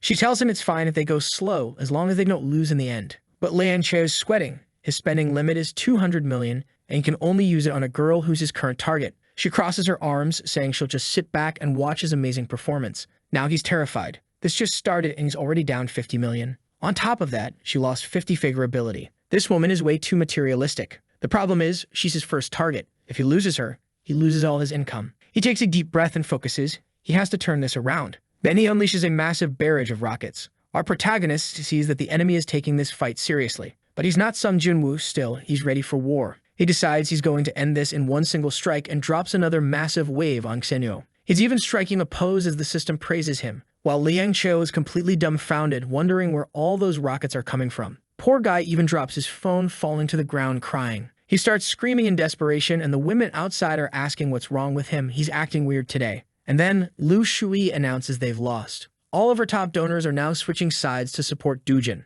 What are they supposed to do now? And right then, Liang Chao loses another 20 favorability points. He realizes he's down to only 100 million left in his simp fund. He's doomed. He decides, you know what? Screw Lu Shui. She's too hard to win over and way too materialistic. I'm finding an easier target. He tells her that losing isn't that big a deal. But she fires back, saying maybe it's no big deal to him. But she was humiliated live in front of everyone. He replies that he spent 100 million on her. If she's still lost with that kind of help, that's on her for failing to attract anyone. That's the last straw for her. She says she gets it and storms out, saying she's done with this place. He just shrugs, saying she can leave if she wants. What, did she think she was some kind of goddess? Scene shift to our protagonist's company. Go-Wen walks in, saying she's got news that Lu Shui just left her old company. The protagonist is impressed. He knew she'd quit eventually, but not this soon. Right away, he tells Gao Wen they're taking her in and putting her to work here. Go-Wen warns that the girl has a very arrogant personality and isn't easy to deal with. But Wang just says he guarantees she'll be here before the charity auction. They just have to wait for the right moment. Go-Wen is skeptical, but since he's confident, she decides to trust him. Wang can't wait to take advantage of her while she's still broken, and the system praises him, saying he's really rubbing salt in the wound. For being so cruel, he gets rewarded with 1 yuan. Meanwhile, Lu Shui is in the elevator, furious, wondering what the hell just happened. That bastard talks so big about covering everything, and now she's been humiliated like this. She grabs her phone and sees that the guy who donated like crazy just unblocked her and tells her it's fine. Losing doesn't matter. Next time, he guarantees she'll take first place. He asks if she has any idea who he is. She's a bit confused, only remembering that he was the one who sent all those rockets. Then he reveals it. He's Xing Wang, the head of the Dujin group. She's completely stunned, not understanding why the boss of the rival company's competition was sending her gifts. This time, the protagonist goes straight to the point, saying he's already booked a private room at Kyongning restaurant. Something inside tells you to like the video that helps Mamoru make more juicy content for his viewers, activate the cheeky little bell, and I'm out.